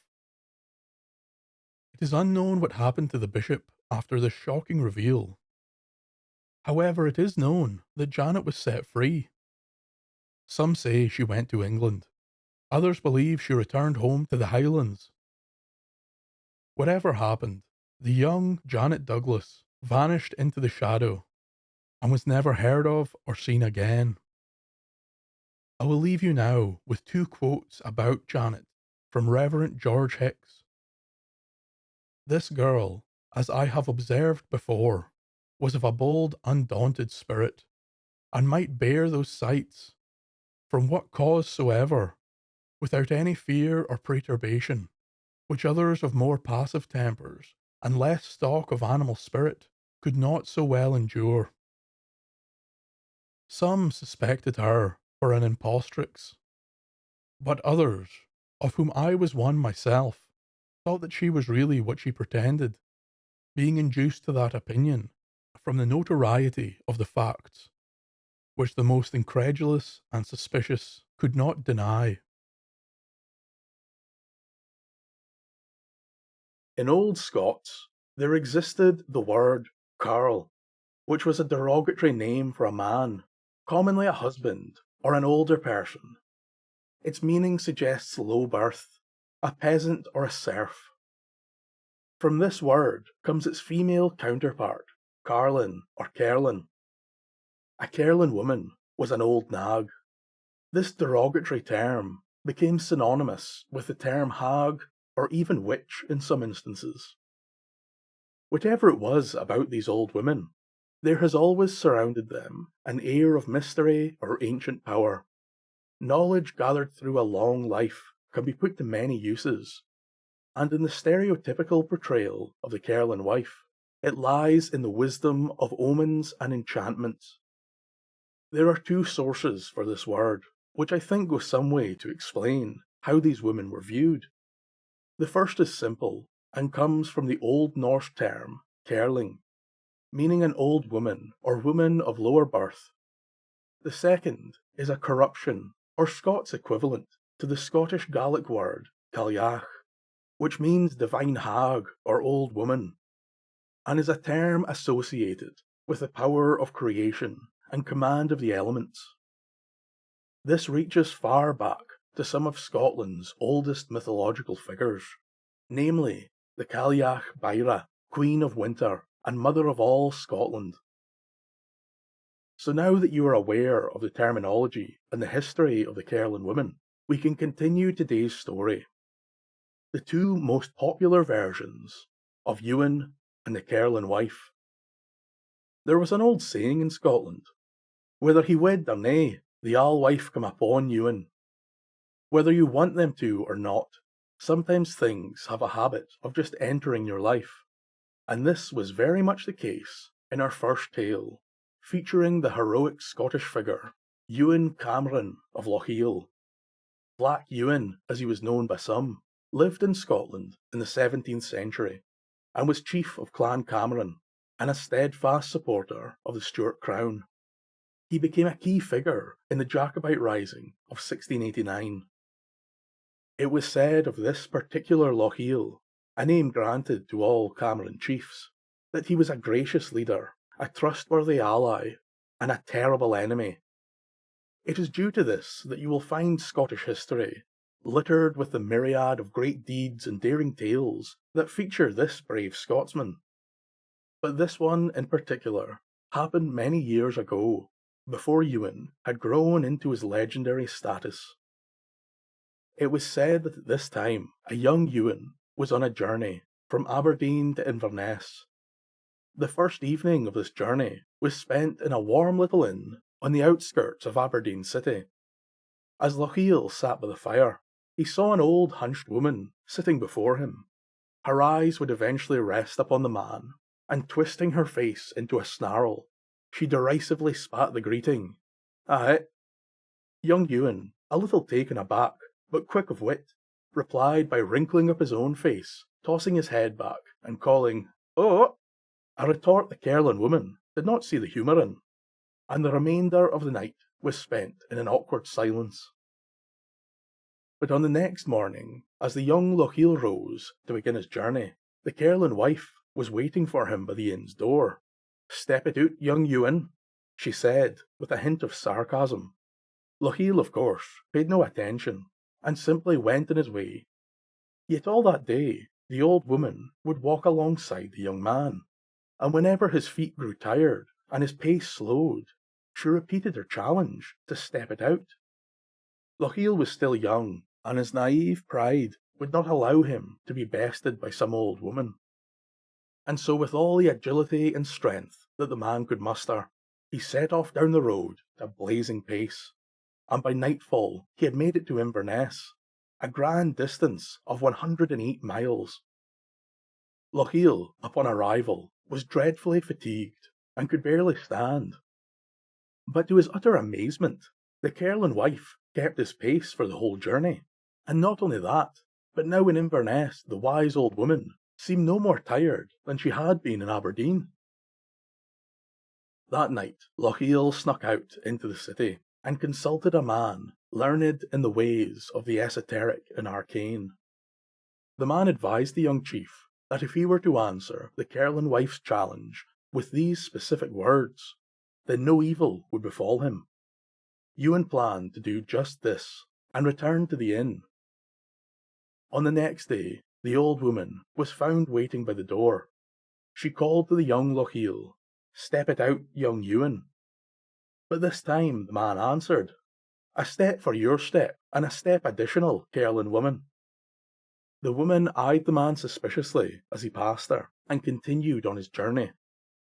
This day, Ewan would once again set a breakneck pace, and soon the pair arrived 75 miles from Inverness, at the Patrickson Sound, as the ferry across Loch Leven at Ballachulish was once called.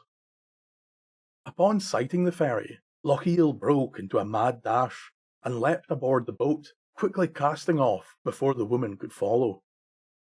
When she saw that her game had ended, she called out, "My sincere wishes to you and yours, Ewan Lochiel." But the man replied, "Your sincere wishes be upon your ain side, and on yonder great stain, Carolyn wife." The old woman, with fury in her eyes, looked up on the large grey stone by the loch side, and with a terrifying crack the stone broke in two.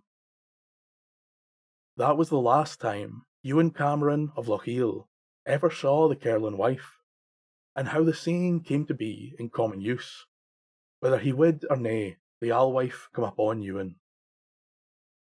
But there is another popular origin of the saying, one story which is thought to be older, and perhaps due to that reason, not so in-depth or defined.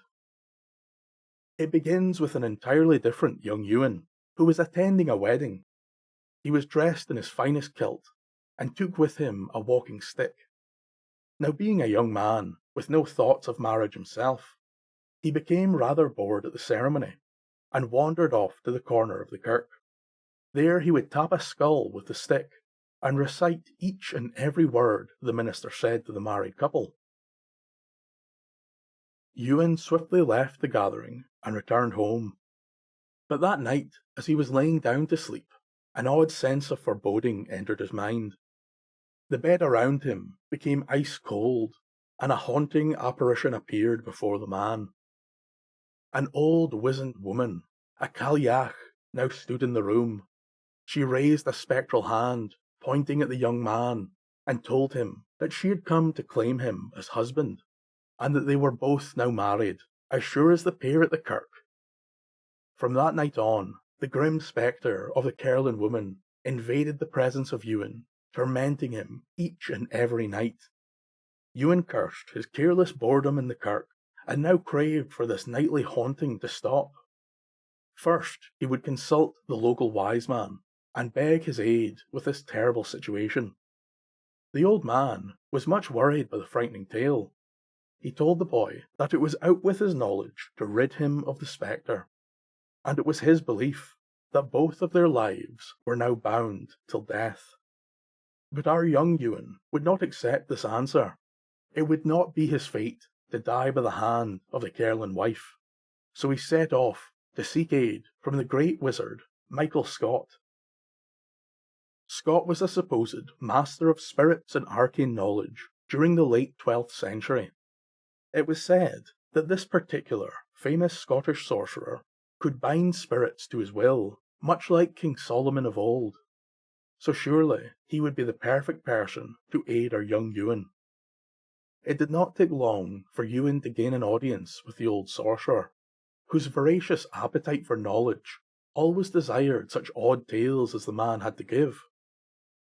Once the haunting tale of the Carolyn wife was told, Scott said that he could lift the curse and separate the wife from Ewan, but perhaps he would not survive the process. At this point, the deranged young man was ready to try anything to rid him of the nightly hauntings, and demanded Scott's help, whatever the outcome. The man was given an ancient magical tome, and he was told that the only way to rid himself of the Carolyn wife was to use this tome to follow her spirit to hell, and there he must plead his case before the Dark Master. If you are to go through this, Scott said, then I must ask of you a favour. Before you return to this world, you must see the bed prepared for me in hell, as I know my soul is bound there, and tell me what it is that I will face. Ewan agreed to the task, and if he survived his perilous quest, he would indeed give the sorcerer the knowledge he desired. That evening, Ewan awaited the haunting vision of the Carolyn woman, with the ancient tome in his hand. Throughout the spectral visit, he ignored the wild rantings of the old woman, and focused entirely on the tome. Then as morning came, and the spirit went to leave, Ewan leapt up from the bed and followed her, all the time holding open the tome. The young man would descend beneath the ground, and trail the woman deep into the burning underworld. The man was surrounded by all manner of nightmarish horrors, sights that he would not soon forget. The brave man forged ever onward through the very pits of hell, and eventually happened upon a grand door. Ewan rapped the great door, and stood waiting an answer. Soon there was a sound of movement, and the door was heaved slowly open, and there stood a great demon, a furious beast with giant horns, and all focused on the man. Ewan held his head high, and demanded an audience with the chief of the spirits. His bravery would seem to pay great dividends, as soon he stood in front of the infernal throne. Ewan bended knee and begged the Son of the Dawn to free him from the Carolyn wife. He requested her to be bound in some form of chains, holding her forever within this infernal domain. The deal was swiftly made, and the Carolyn wife would be bound in hell, but one day Ewan would return, and they would be together once more and forever. The morning star declared that the Carolyn wife would not be held in chains, but be placed in a great cauldron above the brimstone bed of Michael Scott, to boil and burn for eternity. With this all said and done, Ewan returned home through the horrors of hell and winding back up the stairs to the earthly plane, where he breathed a great sigh of relief. He was now free of the haunting spectre, and could finally live out his life in peace. But first he returned the magic tome to Scott, and informed him of his bed, and told him it lay prepared by the very devil himself. Then Ewan finally returned home, and for the first night in a long time, he slept without the haunting presence of the Carolyn wife. But deals with dark powers are never so simple, and that very night, young Ewan died in his sleep, returned forever to his infernal wife. Thank you for listening, and a special thank you to all my wonderful patrons for helping me keep these tales alive. I really enjoy both of these tales, although they are vastly different in not only content but also tone. The final one, concerning the young man's trip to hell and back, ends on such a down note, but I suppose it truly does back up the saying. Ewan was destined to be saddled with the Carolyn wife, and may have enjoyed a much longer life if only he accepted this fact. A bleak, but nonetheless true story for many in our world, especially during the time that this tale emerged. The first version is infinitely more light-hearted and jovial, showing that whatever may come into our lives, with enough hard work and a keen intellect, all issues can be solved. And talking about that tale, there are some extra bits of information or questions that would not fit into the main narrative. The first concerns the stone that was split. It is never mentioned exactly which stone this is, but many versions of the tale state that the two halves of the stone can still be found near the old ferry of Ballachulish. But for the life of me, I cannot find a split stone near Loch Leven. So I task any of my Scottish listeners, or anyone coming to Scotland this summer, to keep in mind the split stone of Loch Leven, and let me know if you can find it. I have seen some others get confused over the ending to this tale, wondering about the sincere wishes the Carolyn wife lays upon our young Ewan. It seems very clear to me that she was to cast a charm or curse upon Lochiel, which he wisely rejects and transfers to the stone, which is soon destroyed. Finally, I have another ending to the tale of Lochiel that is found in some versions, and to me is particularly mad. But nonetheless, it tells that upon leaving Inverness, that Ewan heads for the house of his stepmother in Loch Aber. There once more the Carolyn wife follows him, and is also invited to stay. But that evening, Ewan tells his mother all about his travels, and she becomes determined to rid her son of the wicked follower.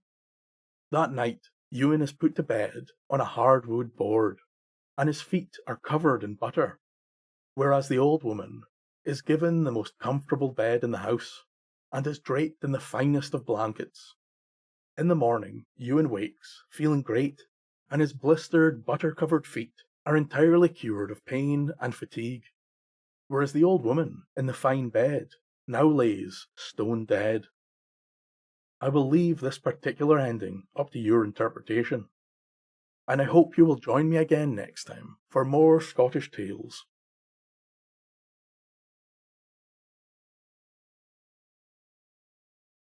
In the year 1563, the first official Scottish Witchcraft Act was introduced to the country by the newly established Church of Scotland. This act would make it illegal to practice witchcraft, enchantment, charms, or sorcery on pain of death. It also outlawed consulting with or aiding witches. These laws were an attempt to wipe out the old non-Christian beliefs and practices of the Scottish people, an attempt that unfortunately was quite successful. The Witchcraft Act led to over 100 years of hunting, torturing, and killing thousands of innocent men, women, and children to appease the new god and his devout followers. Throughout this period, there were a number of great witch hunts, which were backed by the throne and the church. They spawned a kind of mass hysteria within the Scottish people, where black magic could be seen in every shadow, and evil witches could be found in every village, practicing their cruel and twisted worship of a dark and insidious lord. As the witches were found and killed, the number of sightings began to dwindle. Some truly thought that dark magic would be banished from the land. The final great witch hunt of Scotland took place between 1660 and 1663, during which many women were hunted, tortured, and put to death. The tragic events I cover today occurred during that dark time in Scottish history, and all took place in a small country town in Angus, the Forfar Witches. The town of Forfar was much like any other small Scottish town in the 17th century. It sat fairly isolated on the banks of the Forfar Loch, and at the time of this story was one of the more wealthy towns on the trade route from Dundee to Aberdeen. The history of Forfar and of Scotland would forever be changed when in 1661 a pious young minister by the name of Alexander Robertson arrived in Forfar. Robertson would preach daily and quickly became an active part of the local community. He was well known about the town and would make time to visit all those in his parish. Robertson was a firm believer in the new Reformed Scottish Church. He saw the wild superstitions and odd beliefs of the people to be blasphemous and profane. It was common to find the young man preaching to the townspeople of the wickedness and harm that witchcraft and black magic could reap upon his unsuspecting flock. Only the Christian God of the Holy Bible could save their souls and produce great miracles. The minister was a keen witch hunter and had spent time studying the evils of witchcraft and its insidious, near-infectious nature. He let it be known that if anyone suspected another of dealing in dark magics, they were to tell him with all haste. It would then fall upon the minister and a small militia force sent by the town council to apprehend the suspect and hold them until a trial could be arranged. The spark that would ignite the Forfar witch hunt was an argument between a woman by the name of Isabel Harriet and a local official named George Wood. George claimed that the woman had put some form of curse upon him and took this issue to the town council, of which he was a member. Unsurprisingly, the council took George's side. Isabel was quickly apprehended and held in the Castle Street toll booth. Isabel was not the only person in Forfar thought to practice witchcraft. In fact, there was already a few women being held in the toll booth, but Isabel's capture was to trigger the appearance of the witchfinder. The Forfar Council hurriedly sent word to the capital. They had imprisoned several women suspected of witchcraft and would require the services of an expert witchfinder. Once in Edinburgh, this letter found its way into the hands of John Kincaid, the witch-brooder, who was perhaps the most famous Scottish witchfinder of his time. It is thought that during his time, Kincaid sent over 200 witches to the flame. His title, witch-brooder, comes from one of the methods used to determine if someone is a witch. At that time, it was thought that all witches would have a devil's mark, a small skin blemish or scar which was given to them by Satan himself once the witch had been initiated into the ways of evil. It was thought that the witch could feel no pain at the sight of the devil's mark, so common practice was to pierce the area with a bodkin and see if the woman reacted. In Scotland, a bodkin is known as a broad, and that is why John Kincaid was known as the witch-brooder. On the very first day the witch-brooder arrived in town, Forfar became the centre of one of the most wild witch trials to ever occur in Scotland, and it all began with the first confession. On Sunday, the 15th of September, 1661, Isabel Shire appeared before the authorities and the witch brother. There the woman confessed that she was a witch and had been present at several gatherings where the devil himself attended. The most recent gathering had been at a place called the Green Hill, near Loch Forfar. At this meeting, 6 others were in attendance, all of whom Isabel named for the court, and further claimed that on this very occasion she did copulate with the devil and made with him a pact. For the price of her soul, the devil would instruct Isabel in the making of a horrible poison, which she would give surreptitiously to the local official George Wood. The bewitching concoction consisted of a dried powder made from the head of 2 toads, a fragment of human skull, and the rotting flesh of a dead man. Over the span of a month, this potion would kill not only George, but Isabel too, and this was the price the devil had demanded. 10 days later, on the 25th of September, a young woman by the name of Helen Guthrie was brought forth to give testimony and confess. Not much is known about Helen's life prior to the trial, except that she was married to James Howitt, and they had a 13-year-old daughter. At that time, Helen was occasionally referred to as the White Witch. Some say this was because of her knowledge of herbs and healing, but most at the time suspected this nickname to have been granted to the woman by the devil. One fact we know, which is most important to this tale, is that Helen and her young daughter were the first 2 accused of witchcraft in Forfar.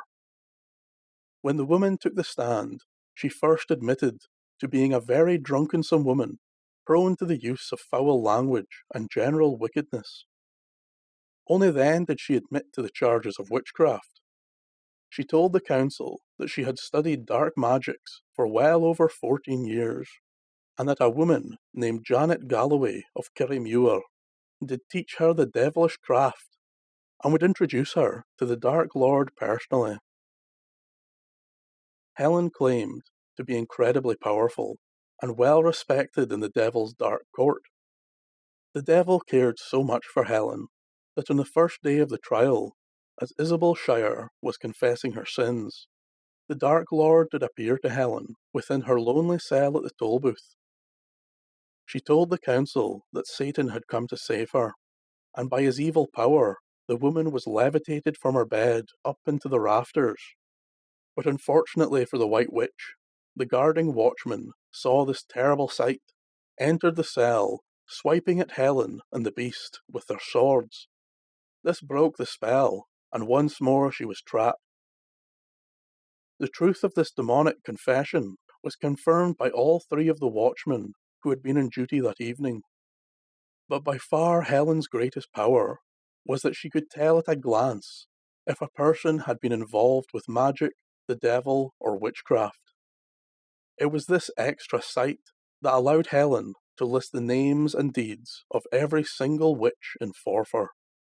She became the trial's star witness, and would freely give information on all manner of demonic hedonism. Every other testimony and confession in this trial, bar one, were made by people Helen had named to the council. The only exception was that of Janet Howitt, Helen's 13-year-old daughter. At the beginning of the trial, it was unknown whether Janet had actually participated in any wrongdoing. She was originally arrested for being a witch by association. By that I mean her mother was accused, and if she was found guilty, then it was reasonable to assume her child had knowledge of her sin, and refused to tell the church or council, so would be tried as an accomplice. However, when Janet took the stand, her confession was one of the most elaborate and detailed of the entire trial. To begin with, she fully confessed to the charge of witchcraft, and stated that Isabel Shire had taken her to a small island on Forfar Loch, and introduced her to the devil, who did not seem impressed with the girl, and asked Isabel what use such a little bairn would be to him. "This young maiden is here to serve you," was the answer from the experienced witch. That evening, Janet, Isabel, and 13 others would dance and revel with the Lord of Darkness. It was in this way that Janet was given the name of Pretty Dancer. It was believed at that time that the devil hated calling his followers by their baptized names, since it linked them to God. So it became common for witches to be given a new name by the devil after pledging their loyalty to him and renouncing the church. 4 weeks after this first encounter, the pretty dancer would meet the devil once again. This time Isabel took her to Mary Knowles, where there was a gathering of 20 witches overseen by the devil.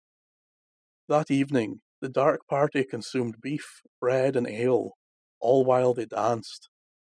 It was on that night that the devil kissed the young Janet and pinched her hard on the shoulder, granting her his mark and officially welcoming her into the coven.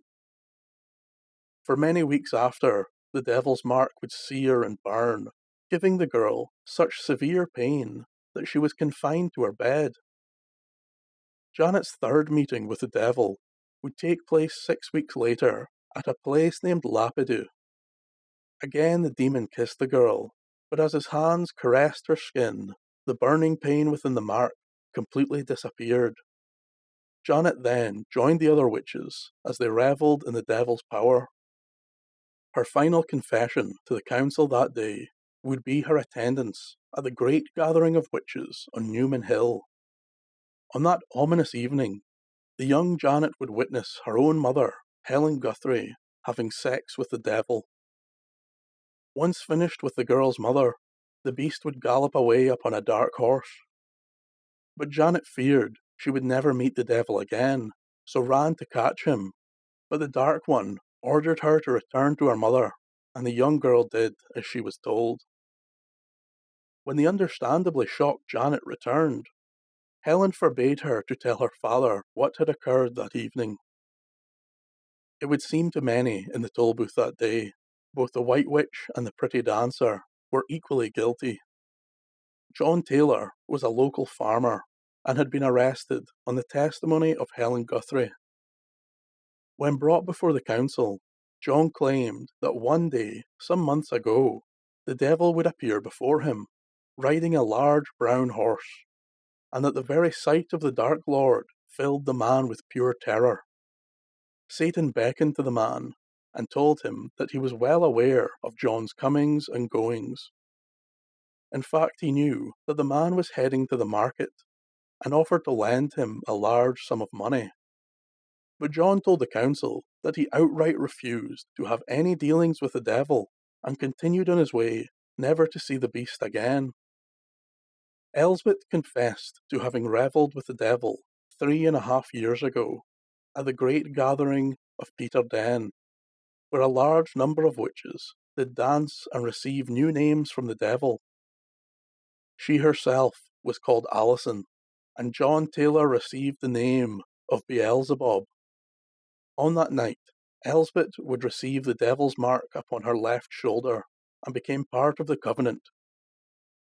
She would go on to meet the devil at 2 other occasions, once at Mary Knowles, and finally near Kirriemuir. At this most recent encounter, the devil would kiss her, and Elsbeth tells that the kiss of the beast was ice cold. Finally, before the council, the woman would claim that she was a true witch, and that she would be willing to burn to death for her crimes. It would seem that Elsbeth was loyal to the devil to the very end. Mrs. Stout gave her confession on the same afternoon as Elsbeth, and largely confirmed her story about the 3 gatherings. She told the council of how she had met Elsbeth on the night in Peter Den, where they both danced with the devil. Stout also claimed to have intercourse with the devil during that night's festivities. She also mentions meeting the devil multiple times at Drumgley Well, where she would talk to the demon on many occasions, and learn to manifest great powers. Catherine's confession is among the stranger, as the first time she met the devil, the woman happened to be completely blind. According to Catherine, she and two friends were out walking near a local quarry when she felt a great evil presence manifest itself in front of her. Instantly, she knew this to be a beast of pure evil, and so turned and ran with all haste, tripping and stumbling her way to safety. On another day, while Catherine and her friends were journeying over Ferreton Fields, the devil would once again appear before them, but this time Catherine would feel a strong, powerful hand upon her forehead, and for a short time the beast restored her sight. The first thing Catherine had ever seen was the very devil himself. She describes him as a tall, well-built man, wrapped in a long black plaid. He would take her hand, which was ice cold to the touch, and lead her some way down the path, before her world once again turned completely black, and the devil, along with everything else, vanished from sight. Catherine never did confess to being a witch, only to having met the devil. But before her time in front of the council was complete, she warned them that she was a very wicked person indeed, and deserved whatever punishment they deemed fit. Agnes, much like the others, was accused by Helen Guthrie. She did not seem like the type to be corrupted by the evil eye. She was a kindly old woman and a constant pillar of the church. Due to this, myself and the council were utterly shocked when the polite woman gave the most sordid of confessions. Agnes told how Isabel Shire took her to a midnight meeting at Little Milne the previous summer. There Agnes would witness a dozen or so unclad women dancing upon a small hill to oddly enchanting music. The naked women seemed to know Isabel very well, and called her the devil's horse, since he always rode upon her. It was then that the great bestial figure of Satan came forward, and proceeded to have sex with Isabel, while the others danced and sang. By the time the devil grew tired of riding his horse, the poor woman no longer had the strength to return home. So out of kindness, old Agnes would carry Isabel upon her back and return to the town. The next day, Isabel did not leave bed. She claimed to be in far too much pain due to her previous night's demonic activities. Agnes stayed and cared for the woman, until once more Isabel tried to entice her into the devil's service. But the old God-fearing Christian would have none of it. She refused outright and left Isabel's side. On the 28th of October, about a month after her first confession, Helen returned to tell the council everything else she knew of the Forfar Coven, starting with herself. Firstly, Helen admitted the murder of her half-sister, Margaret Hutchin, who died at the age of 6 after Helen had roughly beaten her. She claimed no guilt for the situation and told the council that her mother had always cared more for Margaret than she did her. After this personal account was cleared, the woman returned to witchcraft and Forfar. She claimed that on one spring night, the entire coven had gathered in the Forfar kirkyard, and as they danced, bright flashes of lightning and scalding eruptions of flame were conjured from the earth beneath them. An old man known as Andrew Watson accompanied the witches on a selection of instruments, while Isabel, the devil's horse, sang the song Tinkletum Tankletum. At the centre of the cavorting dancers, there stood the devil, clad in black and leading the revelries. That night the devil would kiss every woman in the coven, but for Helen, the beast kissed only her hand. After the dancing was done, the coven went to the home of Mary Rind for supplies, then to the local brewer, John Benny, to purchase ale before returning to the kirk. That night, the man Andrew Watson, along with a few others, would dig up the graves of the recently deceased. The hand, feet, head, and buttocks of the corpses were consumed in a sick ritual which would protect them from ever confessing their sins. In another act of evil, the Coven tried to destroy Cortachay Bridge during a wild storm. But according to Helen, the witches failed, and many of them were left in some pain after pushing on the bridge all night. On a separate occasion, the Coven met at Carnoustie, where they would drink and dance late into the night. But at one point, the witches led by the devil, who had taken the form of a giant horse, would go to the sandy coast and sneak aboard a ship anchored close to the shore. The beast and his followers would sink the ship that night, and as Helen remembers, the Coven would swim back to shore, led by their master, now in the form of a man. Helen then told of the male witch John Taylor, and how on one evening he did transform into a great pig and spend the whole night trampling the crops of Mr. William Milne, the local miller. According to Helen, both her and Taylor had been witches for many years, and as such had attended many gatherings and were on good terms with the devil. There is some mystery about the conclusion of this trial, as not all of the names are covered or recorded. We know that 8 women were found guilty and sentenced to die in the most horrible fashion. The witch would be strangled until unconscious, then woken and burned alive in a barrel of tar. We know for a fact that Isabel Shire, the devil's horse, was the first to receive justice. 2 other witches were shown mercy, and only whipped through the streets of Forfar, then banished from the town. Oddly enough, 3 of the witches were kept alive: Elsbeth Alexander, Helen Guthrie, and her daughter, Janet Howitt. Only a few months later, more of the women named by Helen would be apprehended and taken to the council. It was thought that Helen was kept alive as she was so helpful to the council and church in the eradication of witches. In July 1662, Helen gave testimony on Elsbeth Alexander and told the council that Elsbeth was one of the witches who tried and failed to topple Cortachay Bridge. And in another, more serious allegation, Elsbeth was the person responsible for the death of Lady Isabel Ogilvy, who had died under mysterious circumstances 1 year previous. Helen also accused a woman by the name of Isabel Smith of Oathlaw, who when brought before the council collapsed in fits of tears and begged for mercy, as she confessed to selling her soul to the devil in return for the yearly sum of 3 halfpennies. Elsbeth and Isabel Smith were both sentenced to be burned alive for the crime of witchcraft. And come the end of the year, the star witness, Helen Guthrie, finally outlived her usefulness.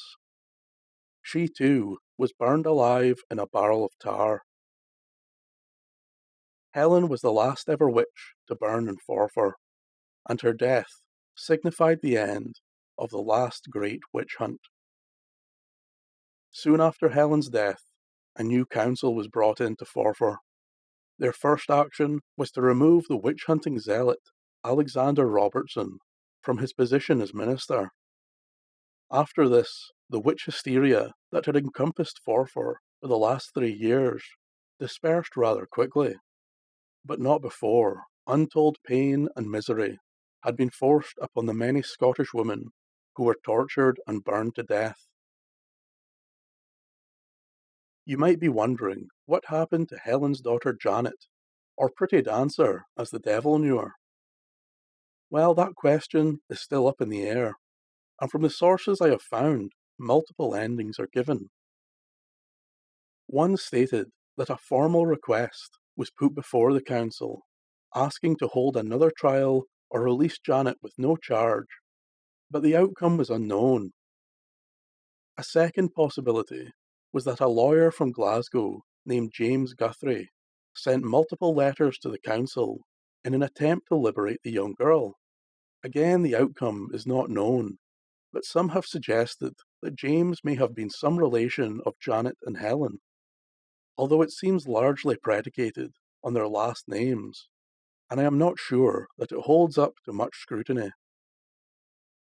The final possible outcome was that Janet was released from the toll house in 1666 by the new council, but banished from the land of Forfar, never to return again.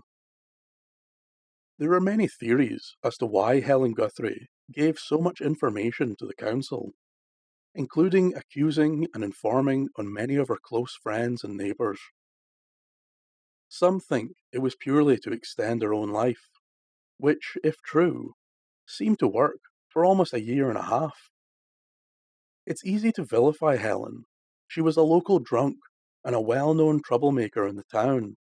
She admitted to killing her own sister when the pair were young, and her testimony led to the brutal death of many innocent people. But we must remember that her daughter was also held. Perhaps Helen was trying to save her from the torture and pain she herself had endured. Was Janet used as leverage by the witch brother to force Helen's continued testimonies and cooperation? This kind of action would not be unheard of, and would be only one of many torture tactics used to gain a confession. I think it's fair to say that if the torture and death of her daughter was used to coerce Helen into confessing, she simply did what any good mother would do, and traded everything to protect her child. Yet we may never know the true reason for Helen's confession, and it's quite possible it was gained through torture, and the continued allegations were merely a frightened woman's last hope to escape further torment at the witch brother's hands. One thing we must remember when it comes to any witch trial is that many, if not all, of the confessions are gained through some of the most hideous torture imaginable.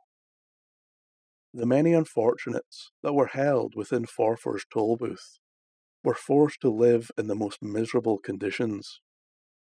This started the very second they entered the toll booth. Any person suspected of witchcraft would first be taken before the council and the witch brother. There the woman would be stripped and shaved before suffering an incredibly intrusive examination in front of the town officials. The brother would scour the woman's skin for any spot or blemish that he could claim to be the devil's mark. Then with his brod or bodkin he would pierce the woman's flesh. If she did not react to this pinprick while shaven, naked, and facing a brutal death, she was a witch, who would then be imprisoned till a full confession could be extracted. The witches were guarded day and night, and every few hours the watchmen would make their rounds, ensuring that everyone was kept awake at all times. Any woman found to be sleeping would be dragged roughly from their cell and marched up and down the corridor.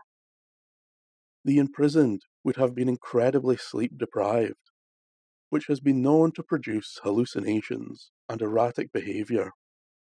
After weeks of this treatment, the person would do or confess to anything in order to be left alone and allowed to rest in peace. Light deprivation was another tactic that was used in Forfar. You see, at the time, witch hunters believed that if a witch was granted unsupervised access to a naked flame, she could use it to call upon her powers and summon the devil to set them free.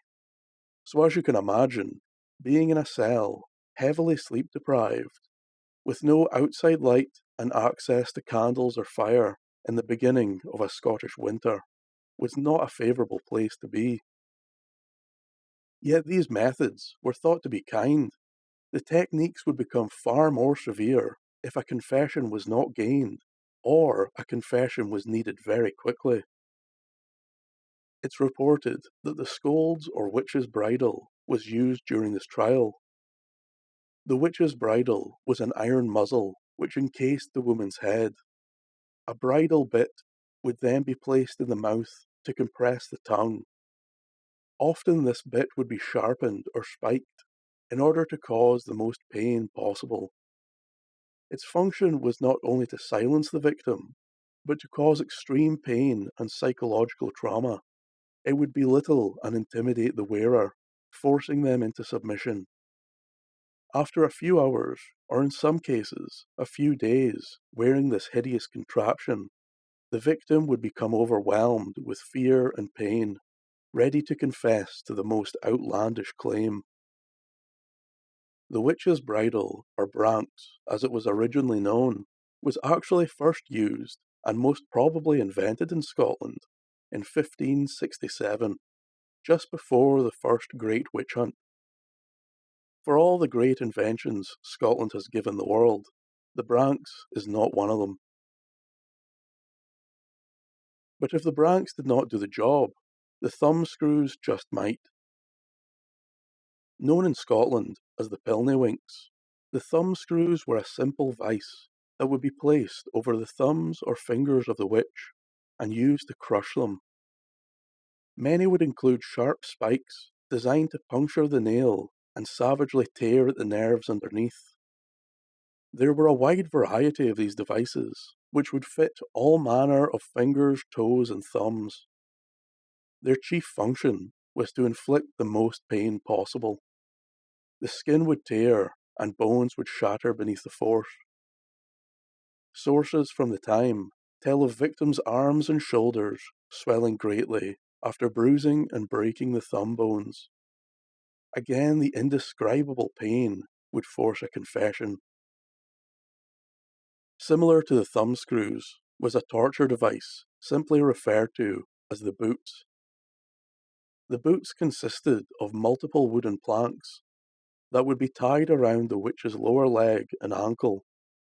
Then wooden wedges would be slowly hammered in between the planks and the leg, which would increase the pressure and pain until the victim confessed or their bones became completely shattered.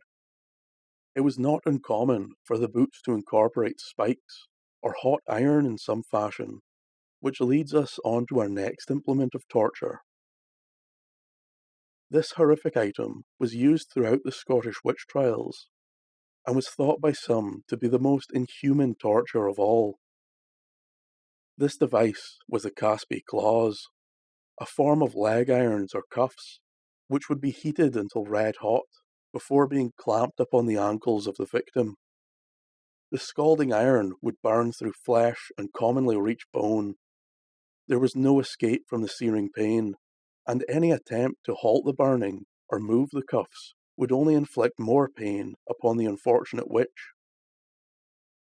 It was recorded that the victims would often perform a sickening dance as the flesh was burned from their bodies. There are many other forms of torture that were used during the great witch hunts of the late 16th century. I have only covered the methods which were thought to have been in use at the Forfar trial. Sadly, this kind of cruelty existed for many years, and in some places it still does. For many centuries, much of the European legal system rested upon the Latin phrase confesso est regina probatium, or confession is the queen of evidence. This justified the use of force and torture. The confession was the most important thing, and its method of extraction completely irrelevant to the trial. It wouldn't be until 100 years or so after the Forfar witch trials that scholars and philosophers would begin to see the madness rife in this system. It was near universally agreed that extracting a confession by these means was not only morally abhorrent, but also largely ineffective, as the tortured party would simply confess to anything in order to ease their suffering. It is often said that mental illness plays a large part in these witch trials, that the confessions of meeting the devil and using magic can be explained by various psychological issues. And I am sure in some cases this is true, but for most it is not. The so-called witches were ordinary, innocent people. They were deprived of sleep and light, humiliated and emotionally tortured in front of a council of their peers. This in itself would produce wild hallucinations and delusional thinking, not to mention the hideous physical torture and pain these people were subjected to. All the while hearing the insane and self-righteous demonic ramblings of the broader and the local minister. Where did you meet the devil? Whom were you with? What evil occurred there? Over and over and over again, until finally you snap. Never again to be the same, mind and body broken. Only then do you agree to confess, solely to remove yourself from this hell. It is interesting that in countries where torture of witches was not quite as widespread as it was in Scotland, that the confessions were far less fantastical, and the devil made fewer personal appearances. The witch hunts of Scotland had a largely misogynistic undertone. The majority of victims tortured and burned throughout this time were women, many of whom had angered members of the male ruling class, and for that reason alone would be arrested on the charge of witchcraft. Then there were those, like Helen Guthrie, who was more of a general nuisance to the town, and so was declared evil. Both the Tolbooth and the prison were full of women who had refused the sexual advances of noblemen.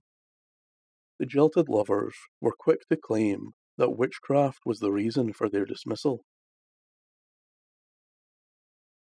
The purging of so-called witches in Scotland would also provide an outlet for the more radical religious sentiments within the country.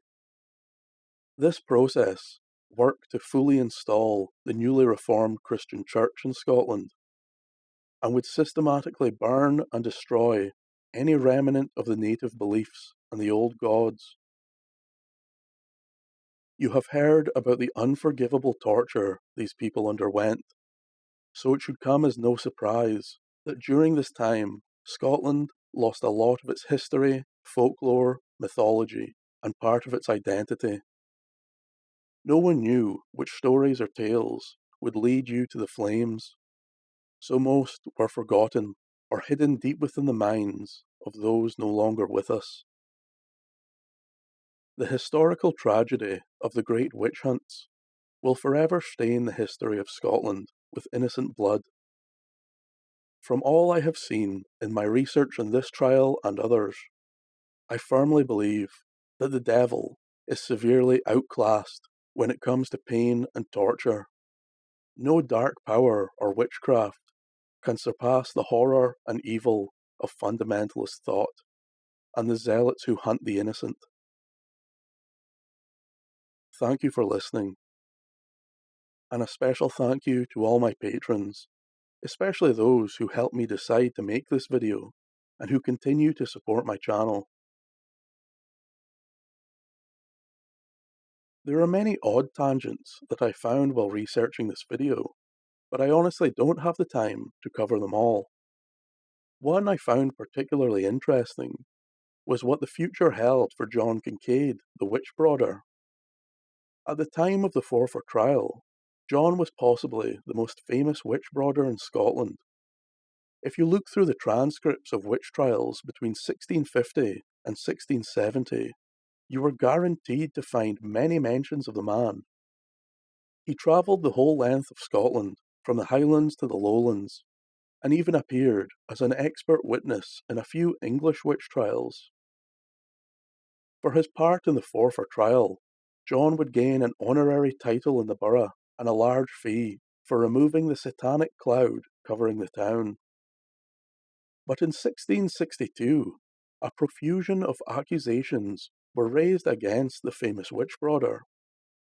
It was alleged that he had wrongly found the devil's mark on multiple innocent victims, and was witch hunting without a warrant from the Privy Council. Records from the time show many complaints about the witch brother, stating that people had been unlawfully brooded, and other than the false evidence provided by Kincaid, there were no real accusations against them. One statement read, There hath been great abuses committed by John Kincaid, and, in all probability, many innocents have suffered. Due to the sheer number of accusations, the issue could not be ignored, and the Edinburgh Privy Council would arrest and hold Scotland's most prolific witch hunter. After a period of about 2 months, Kincaid petitioned the Privy Council for his release, since no official charges had been made. The council set his bail at £1,000 Scots, and he was no longer allowed to work as a witch hunter without a licence, which to me seemed like it should have gone unsaid. The witch brother was released with no charges after he paid the hefty sum of £1,000. If there were any objections to his release or appeals from victims, the reports have long been lost to time. It would seem that even the witch hunter didn't really believe in his craft, and more found it as a quick and easy way to make money, which, considering how swiftly he paid such an extravagant bail, the hunting of witches must have been a very lucrative business. Thank you again for watching. If you are interested in this content and would like to see more of it, please subscribe for future videos. Also, let me know in the comments if there are any specific witch trials you would like to see me cover, or if you agree or disagree with any of my conclusions.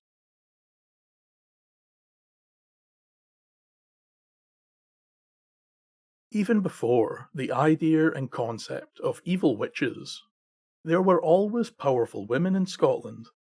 Many were seen as healers and wise women.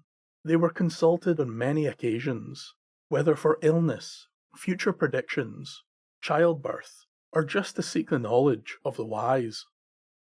The belief that these women were corrupt evil creatures in league with the very devil himself did not arrive in the country till much later. Yet before that, these wise women were respected, although on many occasions they were also feared. They knew of mystical and arcane matters, not meant for the young or foolish, although it was commonly these groups in particular that stood in awe of the wise woman's power, and would often think how this power could benefit their own lives. The man in the creel. Many years ago, in the land of Kintyre, there stood a small farm named the Bowing Cross. Some believed that it came by this name as it was a place of holy worship, where men would bow down before a cross and dedicate their lives to God. But the version both I and the locals seem to prefer is that it was known as the Falling Cross of Mackay, who was himself a brave Scotsman, and like many others, was very fond of a drink. It was said that this particular farm lay between Mackay's home and the pub, and so most evenings he could be found stumbling along this very road, and it was a rare occasion that he ever made it all the way home, thus naming the cross. Either way, let us get on with the tale. In that very farm there lived a young tailor, who was employed to make clothes for the family and workers. He was a studious man, and worked very hard on the clothes he made, but as was common of the time, he made very little money, so in his off time he would fish the coast with an old basket creel, in the hope of some extra food and possibly a little more income. The man would always hope for a little more in his life, a little more food or a little extra money, but throughout the years it seemed that this was not to be. But then on one cold and dark winter's evening, the tailor received a knock at the door of his own little bothy. It was an odd time for anyone to be calling, and most on the farm should have been long in bed. So with some trepidation, the man moved to the door and opened it a crack. It was then he saw a weather-beaten old woman standing in the cold. She told the man that she was travelling and had come to his door to seek lodgings on a very harsh night. The woman looked frail and ragged, and the man's heart went out to her. He quickly invited her in to take a seat by the peat fire. The woman was very thankful, and rested by the flames as the man prepared a shaki doon. He then gave his visitor bread and cheese, before returning to his own bed. But as the time went on, and the fire burned lower, the man could not fall asleep. And laying there, staring at the ceiling, he spied movement from the corner of his eye. The old woman had rose from her bed, and went to the man's creel. There she quickly scanned the room, and believing that the man was asleep, began to chant an odd selection of words to a strange and pondersome rhythm. The tailor could not believe his eyes, as the old woman climbed inside the creel, and it began to move with a power of its own. The creel, with the woman inside, began to hop, skip, and jump its way to the door. And before the man could leap from his bed, the woman and the creel set off at a great speed down the road. The man could not conceive of what had just occurred, and chalking it up to tiredness, perhaps nightmares or dreams, he eventually returned to his bed and fell asleep. Later in the evening, the man was awoken as a cold draught of wind buffeted his face, and opening his eyes, he saw the old woman and the creel return. But as the basket skipped through the door, this time it was full to the brim with fish. The tired-looking woman would throw some more peat upon the dwindling flame, and lay down to sleep in her own bed. The tailor was amazed that not only was the woman and the magic creel true, but he now had this wondrous catch of fish. A greedy plan would then be formed within his mind. He now knew this midnight beggar to be a wise woman, and much more than that, he could remember the odd rhythmic words she had used to control the creel. With great haste, the man emptied the fish from the basket and climbed in, while chanting the same strange phrases that the wise woman had uttered earlier. Immediately, the creel began to move, and shot right towards the door, which unfortunately for our tailor was locked. The creel hit the door with a great thud, nearly throwing the terrified man out of the basket. The man and the creel would bash and bang upon the door, but it would not give way, and when the creel seemed to realize this, it shot towards the chimney and began to force itself and the man up the lum. Squeezing and pushing, the creel and the man could not fit, and the basket again changed tack and began to leap all around the bothy, looking for an exit. By this time, the soot-blackened, battered and crushed tailor could take no more, and began to scream loudly for help, for someone to put an end to this horrible ride in the creel. It was then that the old woman woke, and calling out some ancient words, set the creel to rest. The now shaken tailor exited wearily from the creel, and collapsed beside the fire in a deep sleep. In the morning, the man would wake to find that the old woman and the fish had gone, yet the shaggy doon still lay upon the floor, and he certainly still felt the bruises from his late-night adventure. From that day on, the tailor would never dabble in the mysterious arts again, and would forever be content with what the world had already given him. Thank you for listening, and a special thank you to all my patrons who support these videos and allow me to keep these tales alive. I hope you all enjoyed this short tale as much as I did. It is up there with some of my favourites, as there is not much known about it, and I love the mystery and intrigue that's left for us to fill in. It also seems like a very important lesson to learn. I also wonder if the fish were meant to be a gift to the man for allowing the woman bed and board, although that gift was taken when the man quite rudely used the woman's power. It was said by many locals that from that day onwards, the tailor became known far and wide as Fear na Cleave, or the man of the creel, or man of the basket, depending on your translation.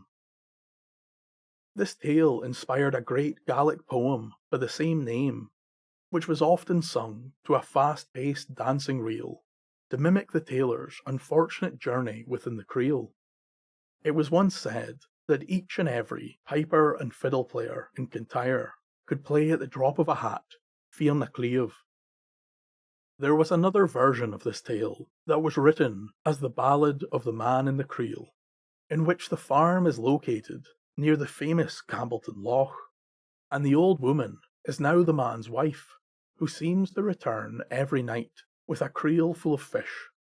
Wondering how one person could catch so many fish, the man pretends to be asleep and spies his wife casting the spell over the creel. Once she returns with the fish and falls asleep, he then attempts the spell for himself, with much the same outcome as the tailor in our tale. The ballad was written sometime after the original tale, and seems to state outright that the powers of the wife were the powers of the devil, and the moral of the tale is to never have any dealings with the devil or his evil works. But I must say that I prefer the original. There's another poem or song that is often confused with this one, called the Cake in the Creel, or the Catch in the Creel, but I believe that is only due to the name, as the tales are very different. But let me know if you would like to hear the story of two lovers and the Cake in the Creel. But until then, I will leave you with these words from the original Fear na Cleave. Behold the sprightly tailor bled, creeping in the creelman, and in midnight got out of bed to dance a merry railman. The door was barret, went on a spree, preventing much vexation, for he'd be drowned in the sea for want of navigation.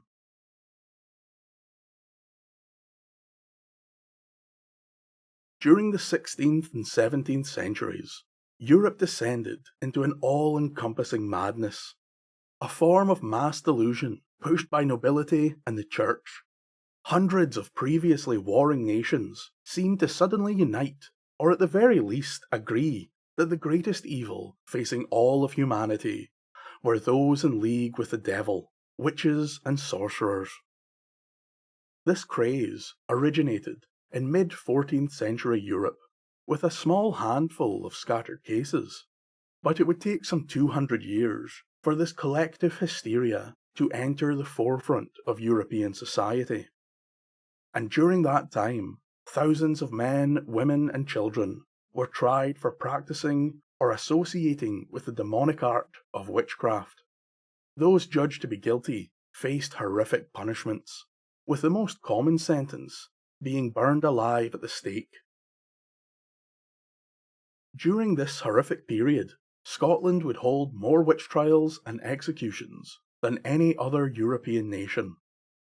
This historical atrocity was helmed by our then King, James VI of Scotland and First of England. You see, it was his belief that our little island was filled with devil worshippers and blasphemous evils. He would decree an all-out war against witchcraft, a scouring of the land to rid it of this insidious evil. So the great Scottish witch hunts would begin. The church and state in unison would arrest, torture and kill thousands of Scottish people in some of the most barbaric acts in recent history. One such victim of the so-called Great Scottish Witch Hunts was an elderly woman by the name of Lilius Ady. There is not much information known about Lilius before she was arrested. However, we do know that she was born in Fife in the 1640s, and seemed to live a very average life in the small village of Torryburn in Dunfermline. This area, and Fife in general, was one of the worst places hit by the witch hunts, due to their particular brand of violent religious fanaticism. The Torryburn minister, Alan Logan, was reported to be of this ilk, a zealous disciplinarian whose sermons demonised witchcraft and those associated with it. He had even gained a local reputation for his ability to identify witches. Yet it was in the year 1704 that a wicked rumour found its way to the minister's ears. A woman from the town by the name of Jean Bizet had spoken of her own personal torment at the hands of the devil. So on the 30th of June, Logan called a special meeting of the Kirk session in order to get to the bottom of these rumours. Multiple witnesses were called from the village and asked to give statements on the affliction of Jean Bizet. The various accounts created a single narrative in which Jean Bizet was seen acting very odd and erratic, screaming and calling out that Lilius Ady was coming for her and was a witch. One witness, a Mr. James White, told that Jean had been at Helen Anderson's house one evening with himself and some others. That night she had drank not a gill, but she acted strangely distempered. She called to Mrs. White and told her to beware lest Lilius Ady come upon you and your child. Then, as Mr. White tried to escort Jean home, believing she was drunk, the woman leapt out of his arms and took off running as if the very devil himself was behind her. He gave chase, but could not catch up to the terrified woman. White stated that over the next few days he was told by many in the village that Jean had not recovered from her illness. Upon being called by the kirk, Helen Anderson told that Jean had indeed been in her house when she took ill, and seeing the sorry state of her afflicted friend, Helen quickly made up a bed and let Jean sleep there between the hours of 6 p.m. and 9 p.m. But when the woman awoke, she began to scream, "By God, he is going to take me! By Christ, he is going to take me! O Lilius, with her blue doublet, Christ keep me!" Helen had never seen Jean act in this way, and was scared by her wild manner. She would then fetch Jean's husband, and ask of him if he had ever seen his wife in such a state, to which we are granted this hideous reply: "Never in my life, but she is much taken up with that company. Let me see her, and I will beat the devil fair." This session of the kirk was then closed, with the elders and minister retiring to discuss the case. Many were not sure what to think of the statements, if Jean Bizet truly was demented by Satan, or just had a little too much to drink.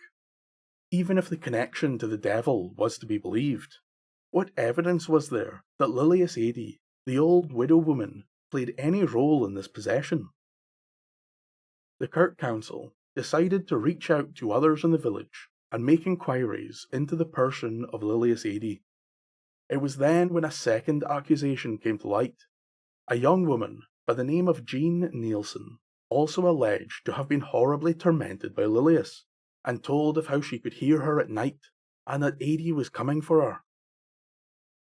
This second allegation cemented the thoughts of the council. Lilius was a witch, and would subsequently be arrested and imprisoned on the evening of July the 28th.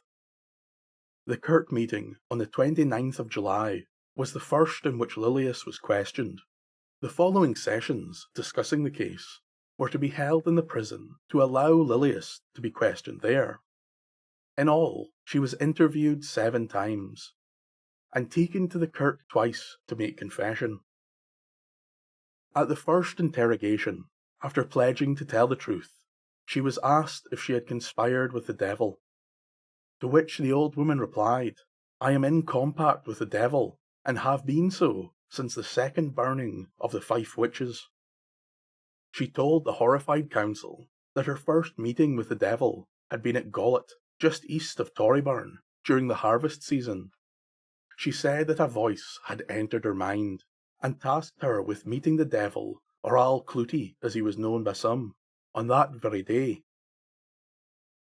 And true enough, as she arrived in Gollet, she beheld the horn visage of the devil. He took Lilius out into a field, and caused her to renounce her baptism by use of a curious ceremony. He placed a warm hand on the crown of her head, and another on the soles of her feet, to which then he bade her to call, "All belongs to the devil, betwixt crown and soles." Once brought into this infernal covenant, the devil and Lilius would lay together in carnal pleasure. The aging resident of Torryburn went on to describe not only that hedonistic act, but also the beast himself. Though his hands were warm, his body was ice cold, his colour dark and pale, his feet cloven like an animal's. And all throughout their meeting, the devil wore a bunnet. Our next encounter with Al Clutie was at the great gathering of witches in Barnrods. Lilius was invited to attend by another in the Coven of Satan, one Griselle Anderson of New Milne. Upon her arrival to this black mass, Ady beheld around 20 or 30 other figures, dancing and celebrating, their naked bodies lit by the silver moonlight. After some hours, the devil himself arrived, seated upon a small horse, and once more supporting his bonnet. Then the gathered coven cheered and screamed in joy, while crying, "There is our prince! There is our prince!" And soon the devil joined the cavorting orgy of evil. Another time, Lilius joined a meeting of local witches in Valleyfield. There the devil arrived in a great long cloak, although strangely, Lilius mentioned that on that particular night there was no moon, and so the meeting was entirely shrouded in darkness. When asked by the council if there was any light, and if not, how did the gathered see what was happening, Ady's chilling response was that she took the light from the darkness. She was unsure what this dark light was, yet it gave some light, less luminous than a candle, and cast her vision in shades of blue. They remained in the meeting house for little over an hour, dancing and chanting, all in the praise of his satanic majesty. She did not know any other women at the meeting, except someone by the name of Elsbeth Williamson, who arrived at the close of the gathering. Lilius stated that she had met Williamson at 3 other gatherings at the Hall of Torre. She continued to tell the council that there were many dances and masses which took place that she did not attend, and there were just as many that she did, but could not remember or give them account of any particular detail. The Kirk Council would then take this opportunity to ask Lilius some curious questions of their own. The first being, was she aware of the name of any other witch in the area? The old woman told them that the only other she knew was Agnes Curry, but she was a bold woman, and a powerful enchanter who would do evil upon me if it was known I gave her name. The interrogators then asked if the devil was known to carry with him a sword or weapon during these meetings. She told them that the beast never carries a sword, as he has no need of it, but she did state that he was a villain, and he promised her many good things over the years, yet gave her nothing but poverty and misery. She was told to inform the council of her final meeting with the devil, which Lilius revealed had occurred 14 days after the sacrament, in the month of August in 1701. The gathering, strangely enough, was held on the local minister's land, in a great tent, as if mocking or snubbing God with its very location. There, 16 of the Covenant and the Beast assembled to dance and plan wicked schemes. During this, Lilius spoke to the others and apologised, for she could not remain with the cavorting witches that night, as early in the morning she had to be in Burriston Ness. She added at the end of her confession that she had indeed heard of the possession of Jean Bissett, and how she had been troubled with a fit of distemper, but declared that it was never she who wronged her, though the devil will take whomever he wants, and may have wronged her in the guise of Lilius as some kind of mischief. After the many interrogations of Lilius Ady, the Kirk Council would speak with all 3 of the women who were named during her confession. The first was Griselle Anderson, who fully admitted to being a witch and inviting Lilius to meet with the Coven on Lammas Tide. Griselle was quickly sentenced to death for her part in the rampant witchcraft flowing through Torryburn. She was tied to the stake, strangled, and finally burned alive. The second to be accused was Elsbeth Williamson, who, when asked if she was a witch, said that she did not rightly know, but could not deny that it was a possibility. She told that shortly after her last communion, an unknown young woman came to her door and bade her travel east. Elsbeth would follow this woman past the churchyard, where they came upon an assembly of black-robed people entering a large tent. Elsbeth and the strange woman joined the procession, and once inside the tent, all fell upon their knees and began to chant. At first, Miss Williamson thought the group were praying, and that soon there would be a reading from the Bible or a singing of psalms. But then, to her utter horror, she realized that the woman had taken her to the devil's meeting. With all haste, she leapt up and ran for home, luckily escaping the beast and the coven with her immortal soul intact. Some days later, another young woman appeared at her door and told Elsbeth to follow her west, which the woman seemed compelled to obey. Upon leaving the town and heading through some farmland, Elsbeth saw a meeting of men and women in the distance, and dared not move closer. She watched for more than an hour as the gathered few danced and cast off their clothes. It was only then Elsbeth noticed the young woman who had been with her had vanished. This brought her to her senses, and she ran home, never again to be bothered by spirits or devilry. Unlikely as it may seem, this testimony may have saved Elsbeth, as I cannot find any record of punishment, confession, or death. The final and most feared accomplice of Ady's was Agnes Curry, a name that was not only brought up by Lilius, but also by both of the other accused witches, and 6 other villagers. One Mr. Stewart told the council that Agnes told him that she could give him the secret to powers beyond God, for which the man replied, "I believe in Christ, and hope the devil hath no power over me."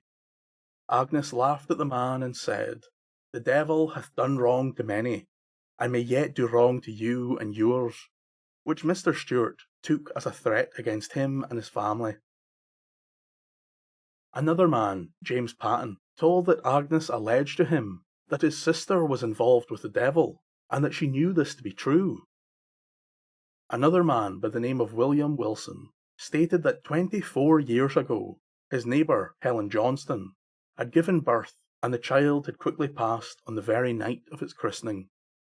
That same evening, Agnes said to him, if she had been the midwife, as she had advised Helen, the child would still be alive. He further mentioned that Agnes was to save his ill horse, but as the man could not fetch her a very special form of clay, she left and let the horse die. But it was not only the men of the village who had problems with Agnes Curry.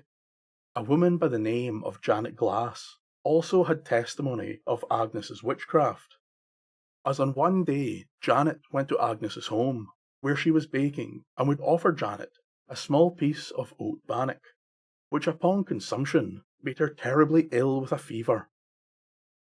Now this bannock-based magic is also reinforced by one Helen Lawson, as she was offered 3 pieces of bannock from Agnes. After the first, she fell ill. After the second, she was taken by a powerful ailment.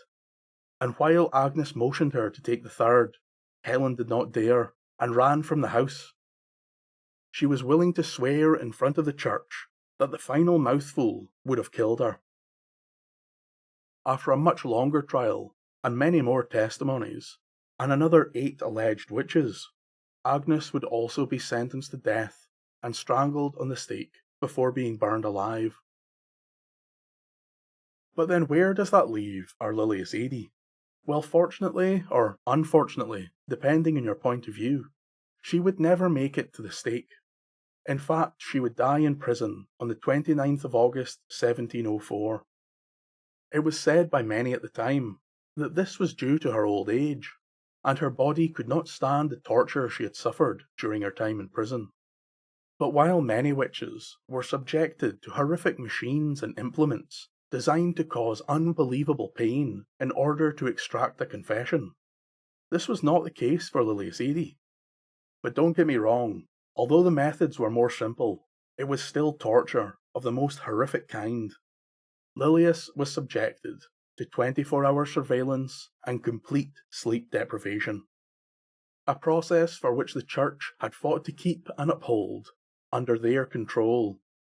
When the leaders of the Scottish Church would appear before the Committee of States in Edinburgh to argue their case for keeping this horrific process alive. The practice of sleep deprivation was known to many as waking the witch, which basically involved keeping the accused awake for many days and sometimes months on end.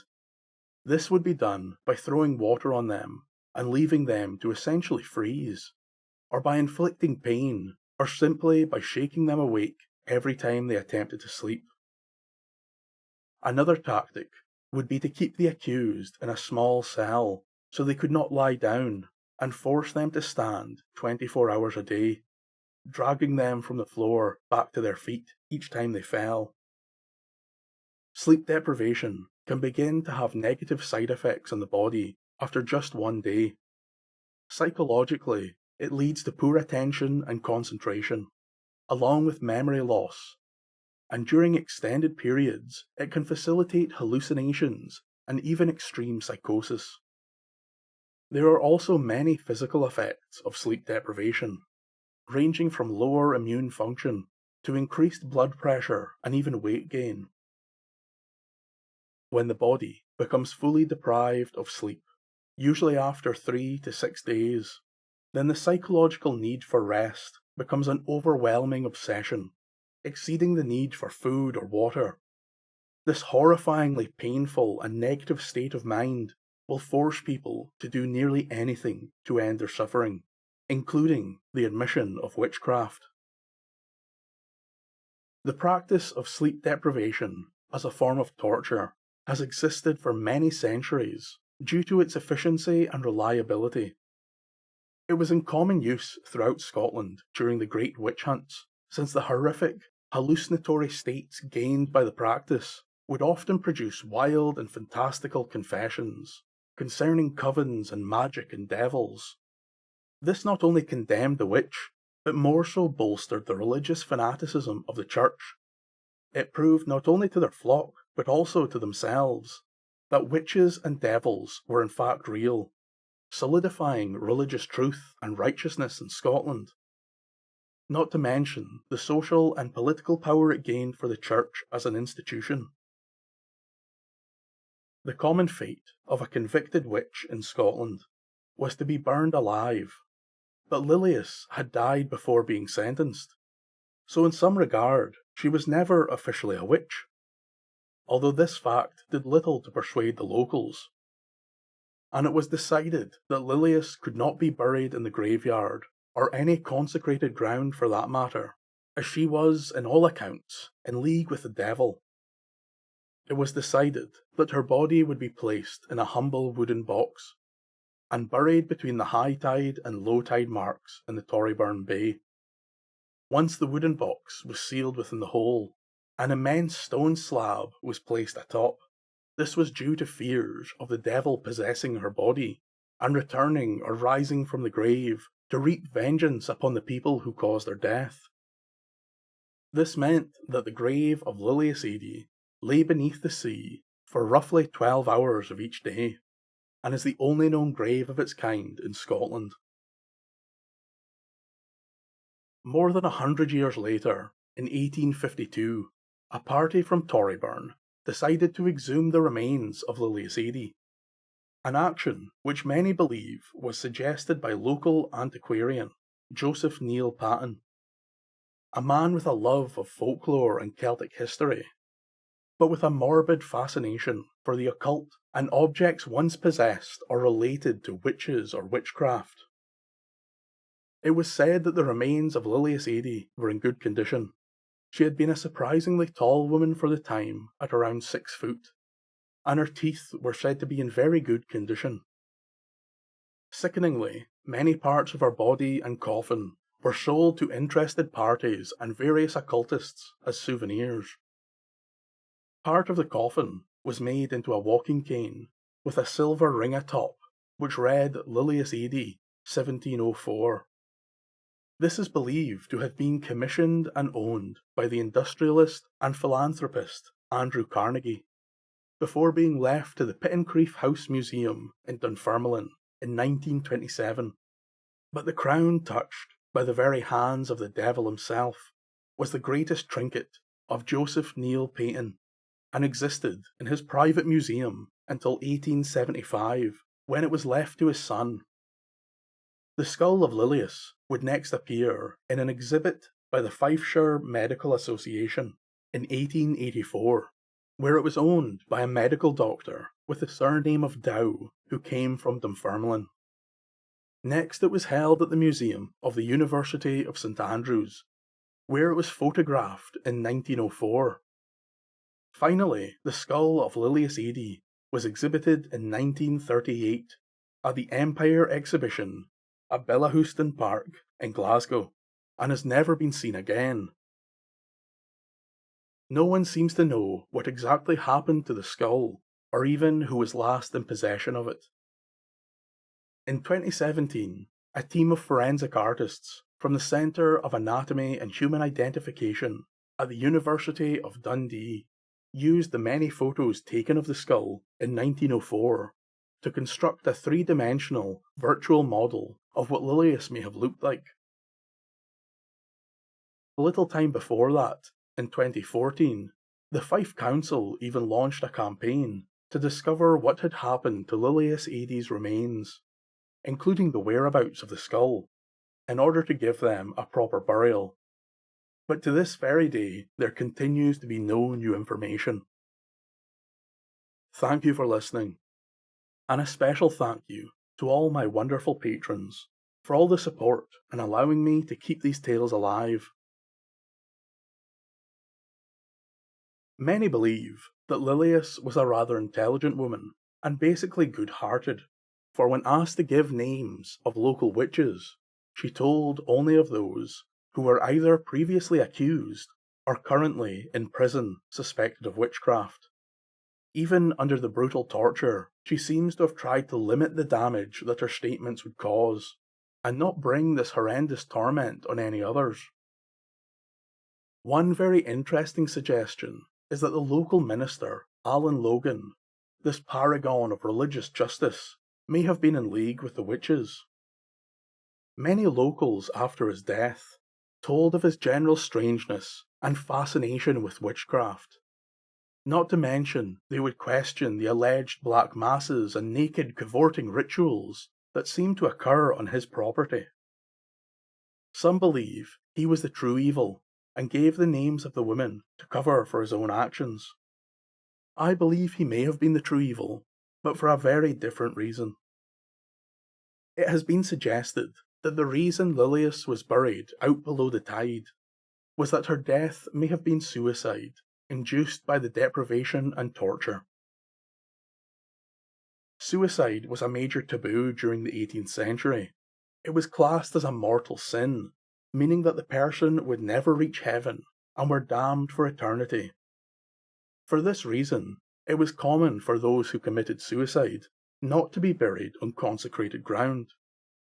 People have theorized that this may have been the cause of the strange burial ground of Lilius Ady, for which the great stone grave can still be seen in the Torryburn Bay. Lilius was arrested and thrown into prison. She was then interrogated and tortured for over a month, eventually leading to her death.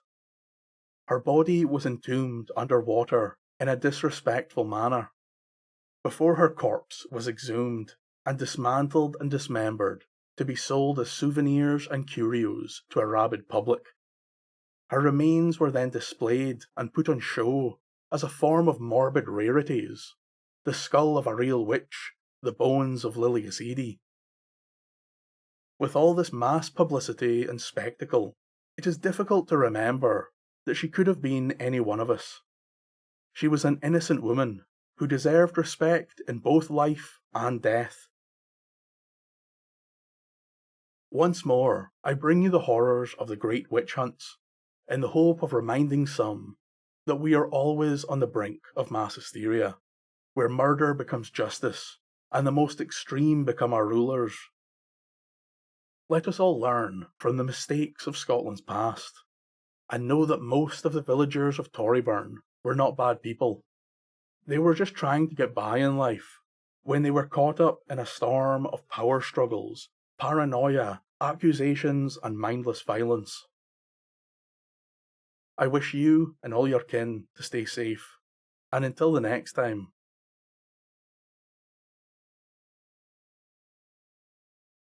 Throughout European history, witches have always been known to entrance and manipulate young men. These men were made to do the witch's bidding and aid them in the bewitching of others. A common tale told in all parts of Europe is that of the witch-ridden man. The witch would transform men into beasts of burden, like horses or oxen. These transfigured creatures would be worked to death. It was a terrible fate for anyone who dared to cross paths with a witch. Today's tale is of a Scottish witch who had much in common with her sisters on the continent. The Witch's Bridal.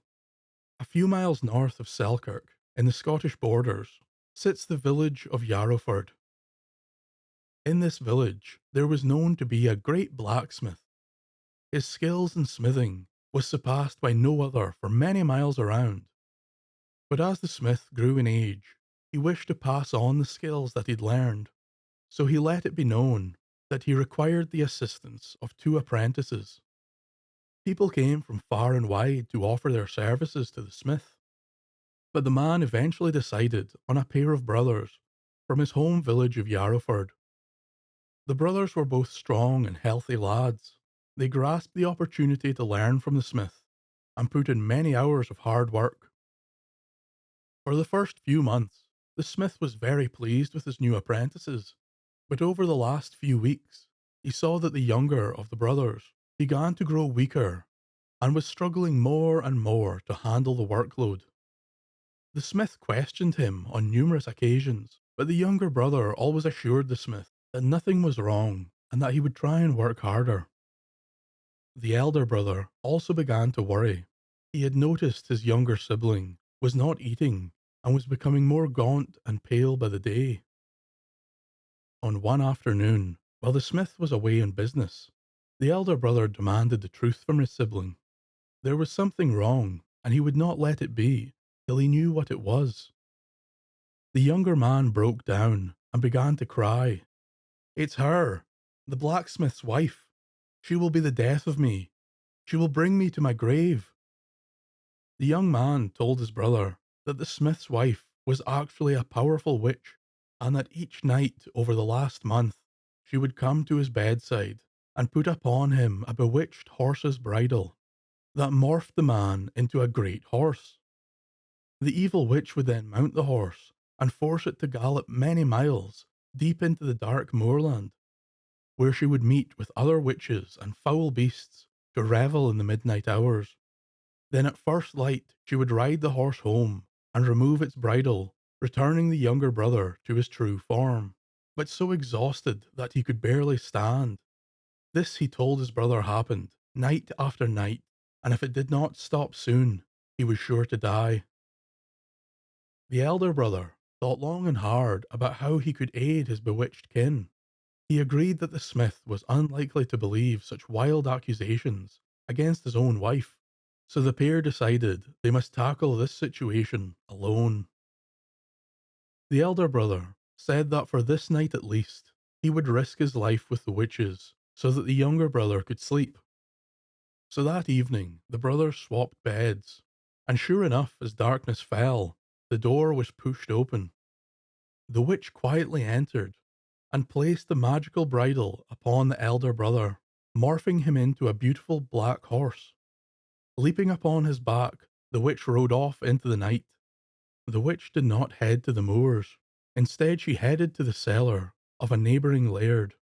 There she left the horse in the stable and quickly joined the other witches who were partaking in the laird's wine. The horse, now left alone and out of sight, began to rub its head against the wall until the magical bridle loosened and fell to the floor. Instantly, the brother reverted to his true form. Then he crawled into a dark corner of the stable and patiently waited for the witch to return.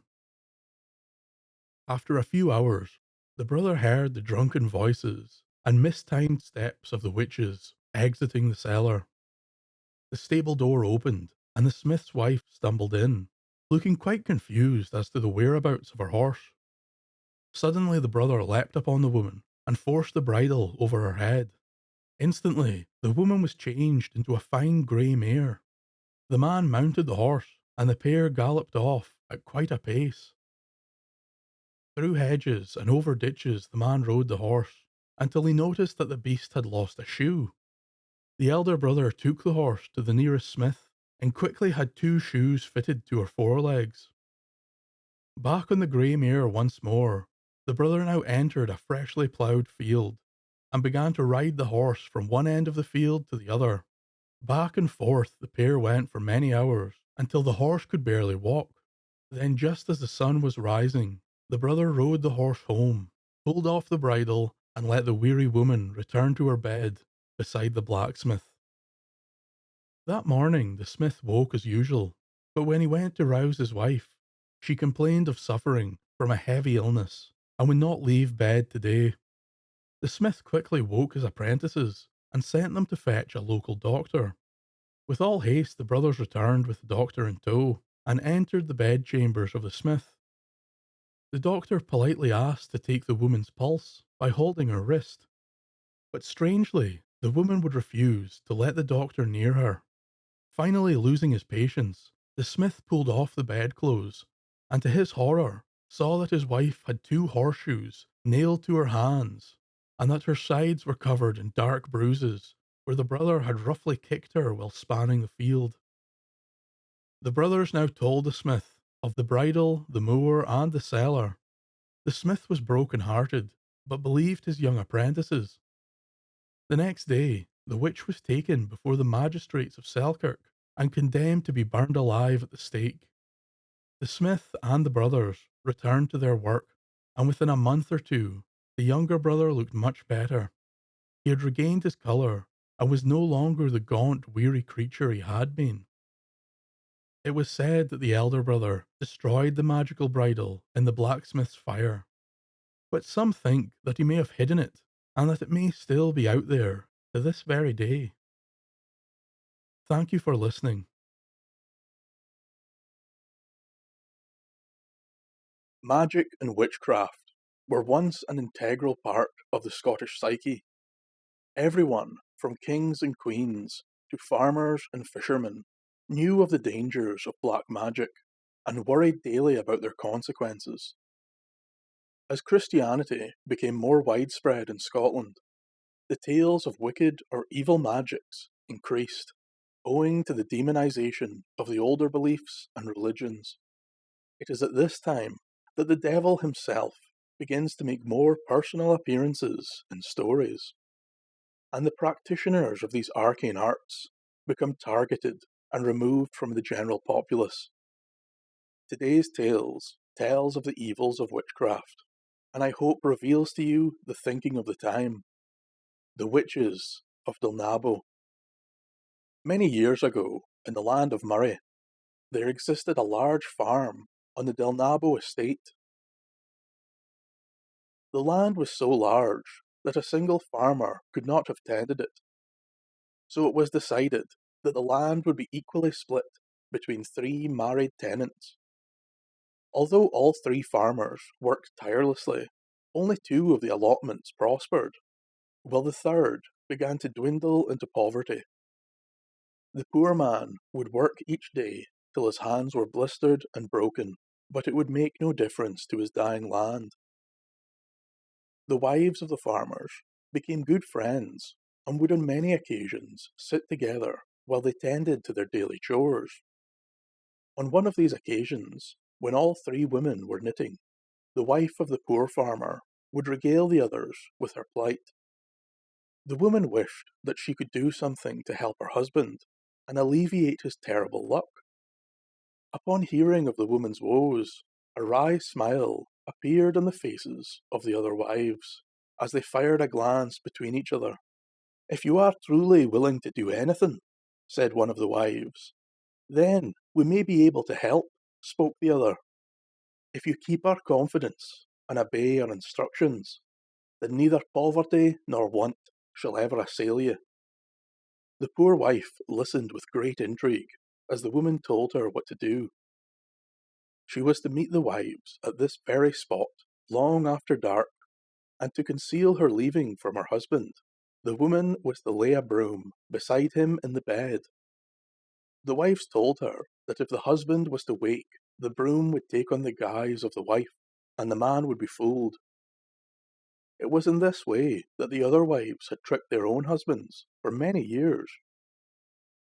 So it was arranged that the poor wife would meet the other women that evening just before midnight, and would accompany them upon an unknown path to future prosperity. Now, before I continue with the tale, I must take you on a brief tangent about brooms, or bisms as they were known at the time. A bism was a traditional broom made from a bundle of twigs or dried heather tied to a stout pole.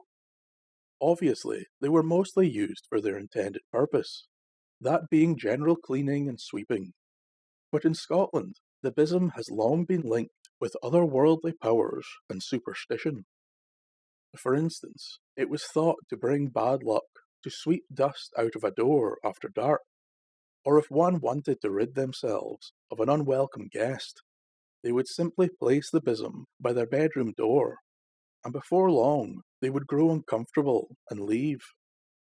There is also a specific link between the bism and the witch that may explain the link between witches and broomsticks.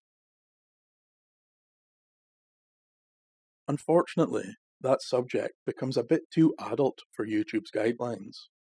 I will, however, discuss it on the Patreon video, and if you really want to find out more, research flying ointments and bisms. Now back to the story.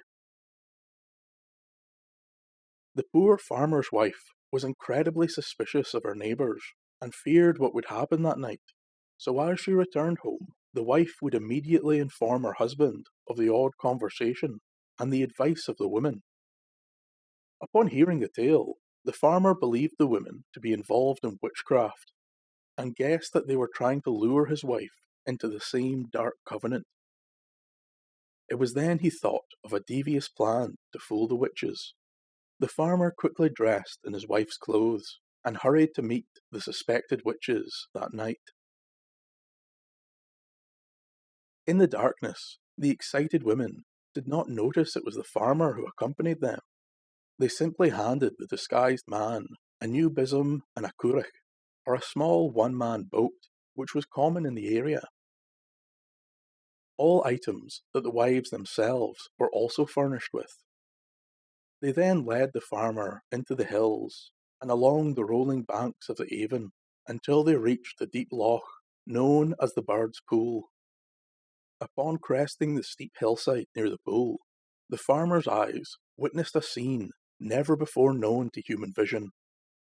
The pool was enveloped in the bright red flames of 1,000 burning torches, and within lay hundreds of nude women, writhing in a hellish orgy.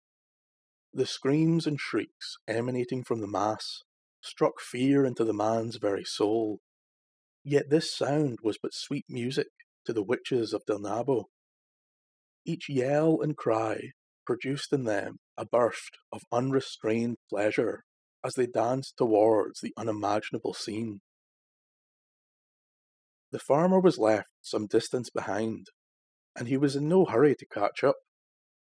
Yet as he came closer, he beheld an abundance of witches steering themselves to and fro over the loch in their currachs, propelled by their oar-like bisms. The women howled and skirled as they continued their wild debauchery. It was then the farmer beheld the beast. Directly across from where he stood rested a horrifying giant black dog. He knew instantly that this nightmarish creature was the very devil himself. The dog grinned and pawed the ground, as if joyfully reacting to the loyalty and devotion of his followers, who in turn were crying aloud his praise and devoting their unbridled pleasure to the great unholy beast. The wives told the farmer to wait at the shore, while they communed with his satanic highness on the subject of the farmer's inauguration into the covenant. The two began to row their currachs across the loch, but the farmer had seen more than enough for one night. and as his neighbours paddled over the deepest part of the pool, the farmer threw off his guise and screamed, "Go then, in the name of the Lord!" At the very sound of this invocation to God, all the lights went out, and screaming witches ran for their lives. The very loch itself now began to drag down any stragglers to their doom for their blasphemous revelry. This included the farmer's neighbours, who were among the first to disappear beneath the water. The black dog leapt up from his rest, and as if turning to shadow, it vanished from sight. All that remained by the now silent loch was the weary farmer. The man would return back home with all haste, and retell his horrifying adventure to his wife. Both were thankful they had survived that terrible night. Upon the next morning, the farmer woke as usual, yoked his cattle, and began his morning labours. Out in the fields, he would meet with the two husbands, who were not yet conscious of their wives' absence, being so completely fooled by the besom in their bed. He told them of the night's events, and both men quickly sped off home to find an old broom laying in each of their beds. The husbands, now stricken with grief, would journey to the bird's pool and recover the bodies of the women they loved. The neighbouring farmers found that the man had spoke truly that day, as in the loch were not only the bodies of their wives, but many other women, along with broken and splintered besoms and currachs. The witches were then laid to rest, in a manner befitting the time.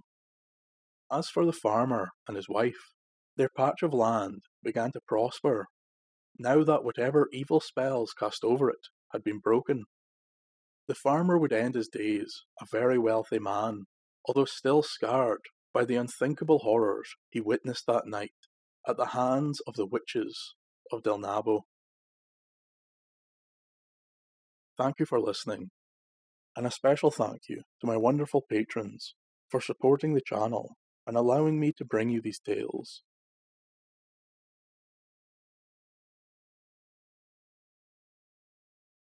The stereotype of a witch, wearing a tall, pointed black hat and carrying a broomstick, seems to only come from movies and fiction.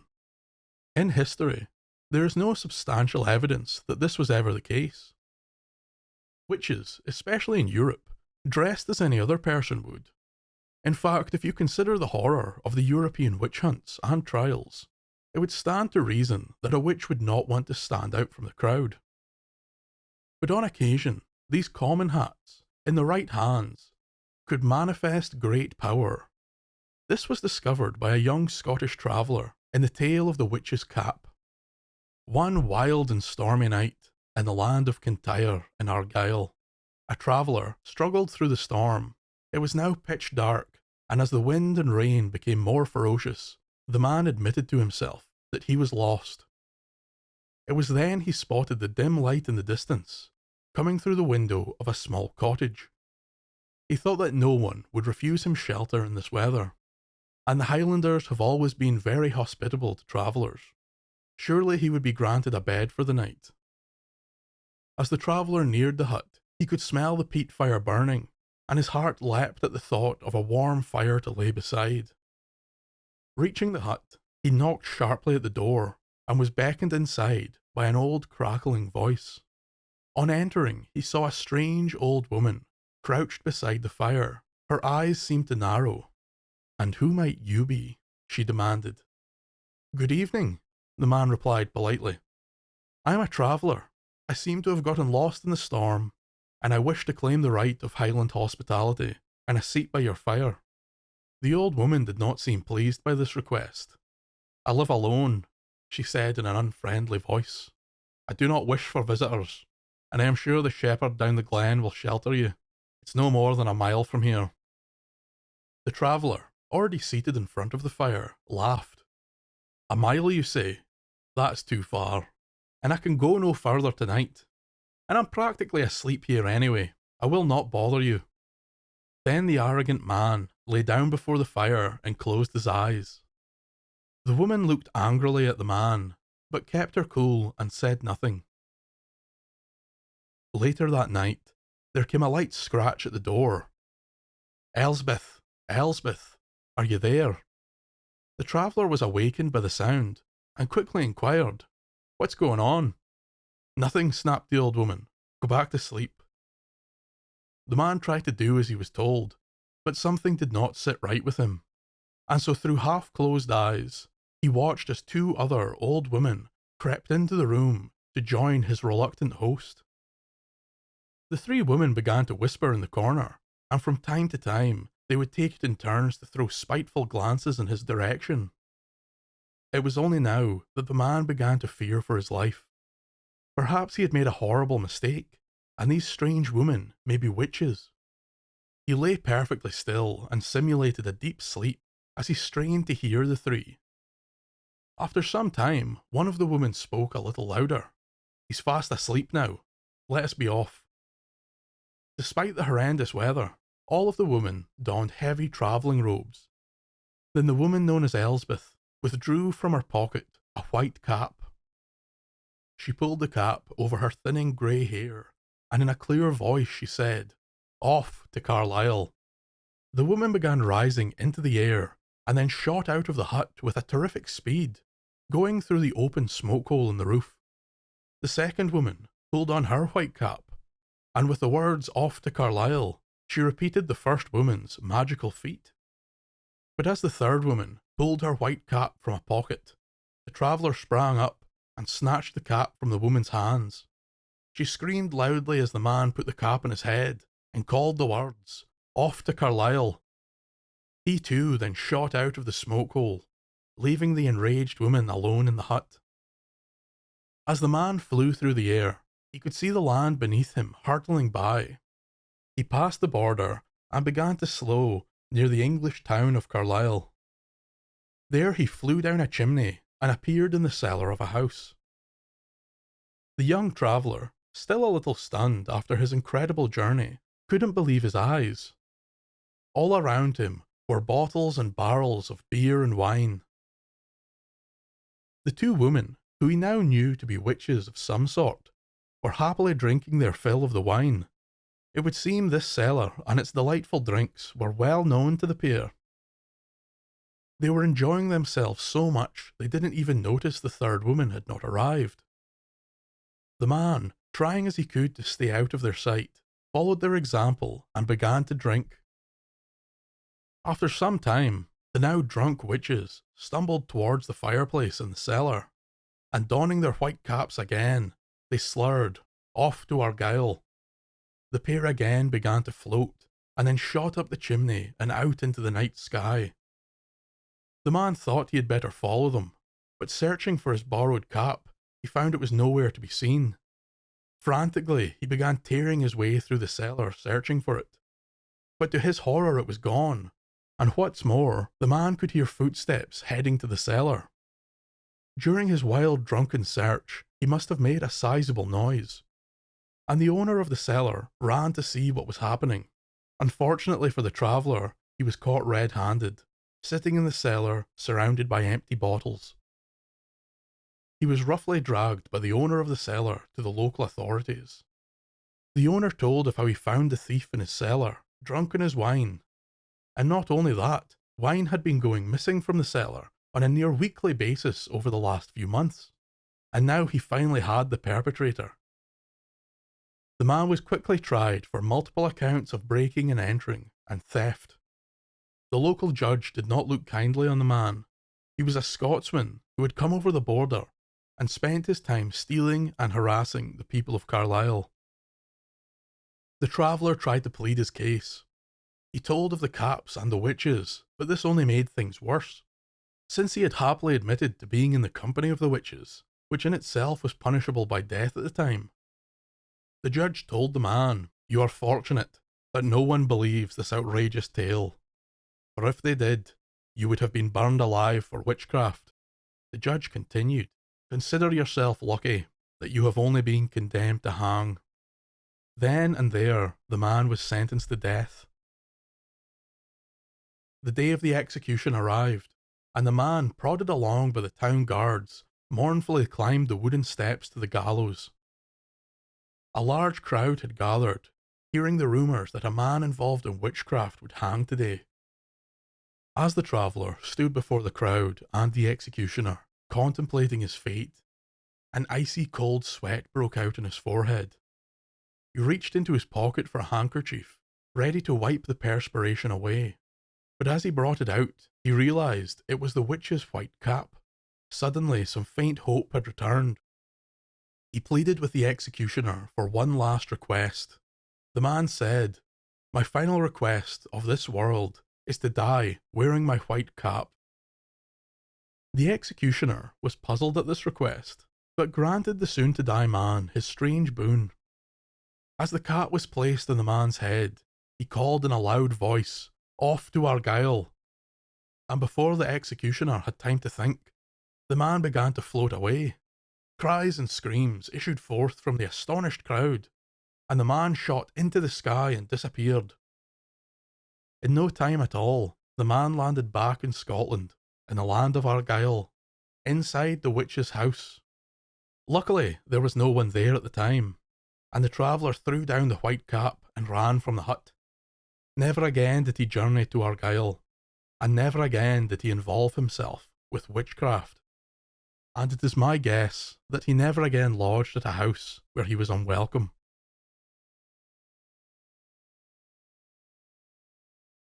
For the majority of its history, Scotland has been known for its eclectic mix of folklore and fantasy. From the Doine Shei, or fairies, to the great warriors of old, magic has always been alive and well in the country. Of those that practiced the old arts of spells and rituals, many used this power to aid their fellow man. They would create medicines and charms that warded off dark spirits. But there were some who would harness this arcane knowledge for their own selfish reasons. They would make pacts with demons or evil entities, and want nothing more than the destruction and desecration of mankind. Donald Mackay, the Wizard of Wray. Wray is a small town, found in the far north of Scotland, in the county of Caithness. For a very long time indeed, Wray had been under the control of the clan Mackay. The title Lord Wray was created in 1628 for the soldier Sir Donald Mackay, 14th chief of the clan Mackay, and First Lord of Wray.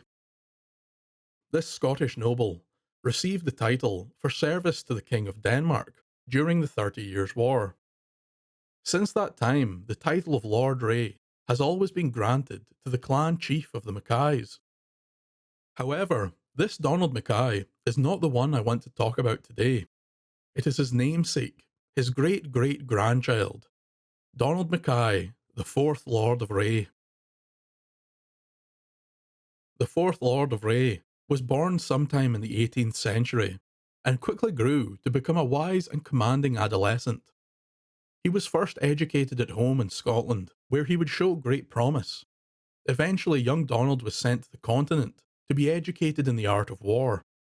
At the time, there was a strong holding of Dutch Mackays in Holland. This side of the family had remained on the continent after the 30 Years' War. Donald would stay with his relatives, many of whom were officers in the Dutch army. Here he would learn valuable military skills and increase his ever-growing knowledge of humanity. The young man absorbed all the information he could, and within a few years he became determined to travel Europe. He had taken an interest in the workings of the church and set off for Rome. It is not known exactly what occurred next, but someone or something turned Donald from his religious path. He grew to hate and despise the church and their teachings. This change of heart led Donald to discover the dark arts. It is said that while in Italy, Donald joined a secret society which practiced demonology and black magic. He rose through the ranks at an astonishing rate. The other disciples of darkness had never seen someone take to sorcery with such speed or malice. So great was Mackay's power that the devil himself became his tutor. Now the young man became the right hand of Satan and took part in many of the darkest rituals and most grotesque sacrifices. Donald had become malevolent and cruel over the years. He put no value in human lives and lessened those in service of the church. Some in Italy even began to fear the Scottish wizard more than the devil. Not unsurprisingly, the Lord of Darkness took great offence to this. Whether through jealousy or pride, the devil now wanted the powerful soul he had moulded. Donald was summoned to a meeting of great sorcerers. As he arrived, he could feel that not everything was as it seemed. Sitting at the head of a great table was the devil himself. He stood and beckoned Donald to him. As the Scotsman approached, the devil pounced, grasping for the soul of the young wizard. Donald had seen through the plan, however, and with incredible speed moved out of the devil's path. Quickly the Scotsman made a run for it, yelling, "The devil takes the hindmost." Still clawing after the wizard, the enraged beast was able to grab his shadow. Donald escaped from harm, but ever since that day, the wizard would never cast a shadow. Shunned by the dark sorcerers of Italy, and with nowhere else to go, he headed home to Scotland to take his place as the fourth Lord of Wray. It was said then that the devil became obsessed with owning his soul, and the great beast would not rest until Donald Mackay was dead. Donald returned to Scotland in 1748 and became chief of the Clan Mackay of Strathnaver and fourth Lord of Wray. He was a barbaric ruler and had obviously learned much from his dark master. He would kidnap or capture locals and use them to satisfy his own twisted desires. Any merchant that dared to pass within the land would be assaulted and robbed. Those that lived in the land began to fear this black-hearted human, and it was around this time that talk of the dreaded Wizard of Wray began. However, Donald was well liked by the other peers of the realm and clan chiefs. Most thought there was no truth to the tales of black magic and torture. It is a common mistake to assume someone so evil and sadistic would appear as so. Donald was a good-looking young Scotsman. He held himself as a respectable figure at court. On many occasions, his incredible military knowledge aided the realm, and he would inspire confidence in those around him. With this mask of personality, Donald would crush all the rumours of the horrors in Wray, and behind closed doors, revel in his hedonistic cruelty. It was a common occurrence for Donald to go hiking with his dog Familiar. The pair would travel all over the lands of Strathnaver, and on one dark night they would find themselves at the opening of a great cave. The cave was known as Smoo Cave, a huge limestone cavern, commonly known as the largest coastal cave in Scotland. It was said by the frightened locals that in this cave Mackay would chain up his enemies and leave them to slowly drown as the tide came in. As Donald entered the cave, the black dog ran ahead and disappeared from sight. Suddenly the wizard heard an immense crack and a pitiful howl. The dog scampered back, yowling and weeping. All of its fur had been burned away. Instantly Donald knew that the devil had returned for his soul. With all stealth, the wizard stole into the darkness and hid while tending to his Familiar. The Lord of Wray knew that the devil would lose his power at dawn and be forced to flee or be bested, so he sat at the entrance to the cave and waited.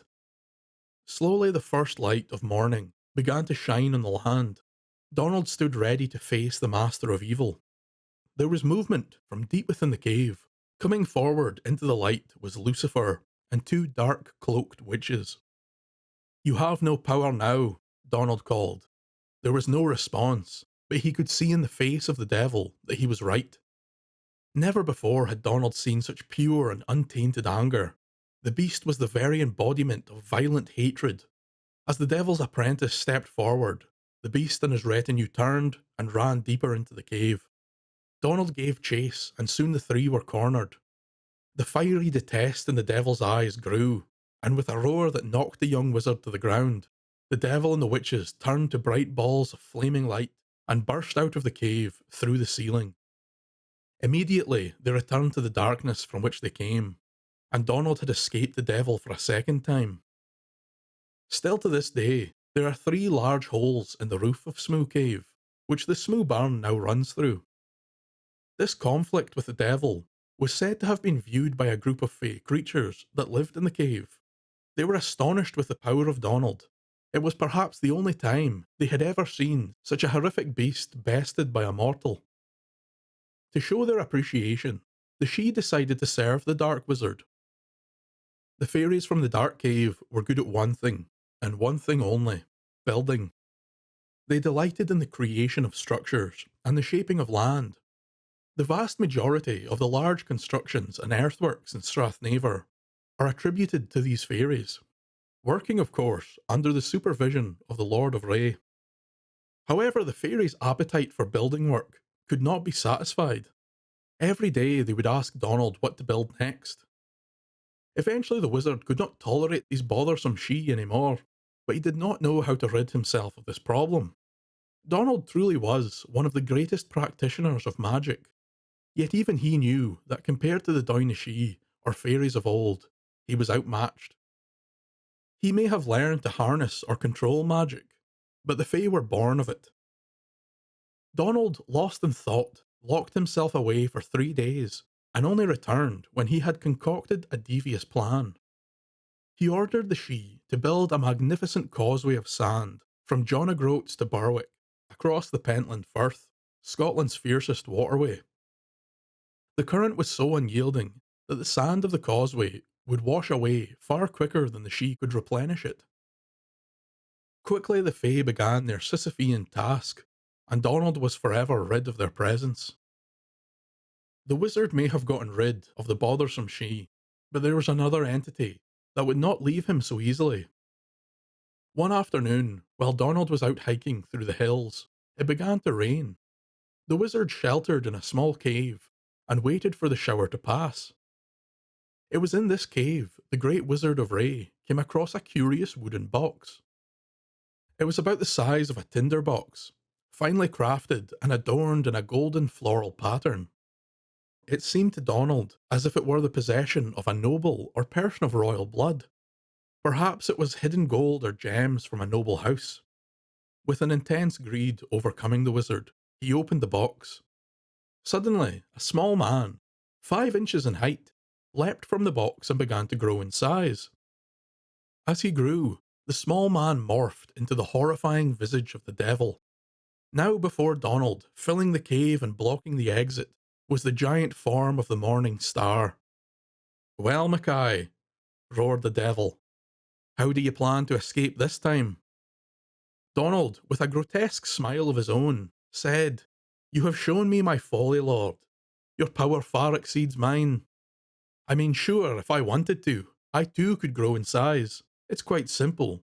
We both know the real trick is shrinking oneself. That is something I, of course, could never accomplish." Donald could see the fickle beast's vanity overflowing with his praise. Once more Donald spoke. "You have me," he said. "My soul is yours, but please grant me a final wish. Show me the power that I do not possess." The devil, overjoyed, was more than happy to demonstrate his power. He began to shrink in size, down and down, until the small man returned. Quickly the cunning wizard picked up the man, threw him back in the box, slamming the lid and locking the clasp. Once again the devil had been bested, and Donald Mackay escaped with his soul intact. The fourth Lord of Wray was said to have died at Durness on the 18th of August 1761. His cause of death is unknown. His body was laid to rest in the family tomb at Tongue. His son George Mackay became the 5th Lord of Wray, and by all accounts was a much better master than his father. Still to this day, we will never know if the angered devil finally achieved his vengeance and took the soul of his apprentice. There are still many tales of the Wizard of Wray told up north. In Sutherland, one man told that the Wizard of Wray could bring down rain or hail with a simple wave of his hand. Other tales suggest that all of Donald Mackay's power came from a red-bound book which he discovered in his youth. Whatever the case may be, in folklore, Mackay is detested as a horrible man, full of hate, violence and bloodlust. So evil was the wizard and so corrupted was his soul that even the devil found it a prize worth having. Thank you for listening.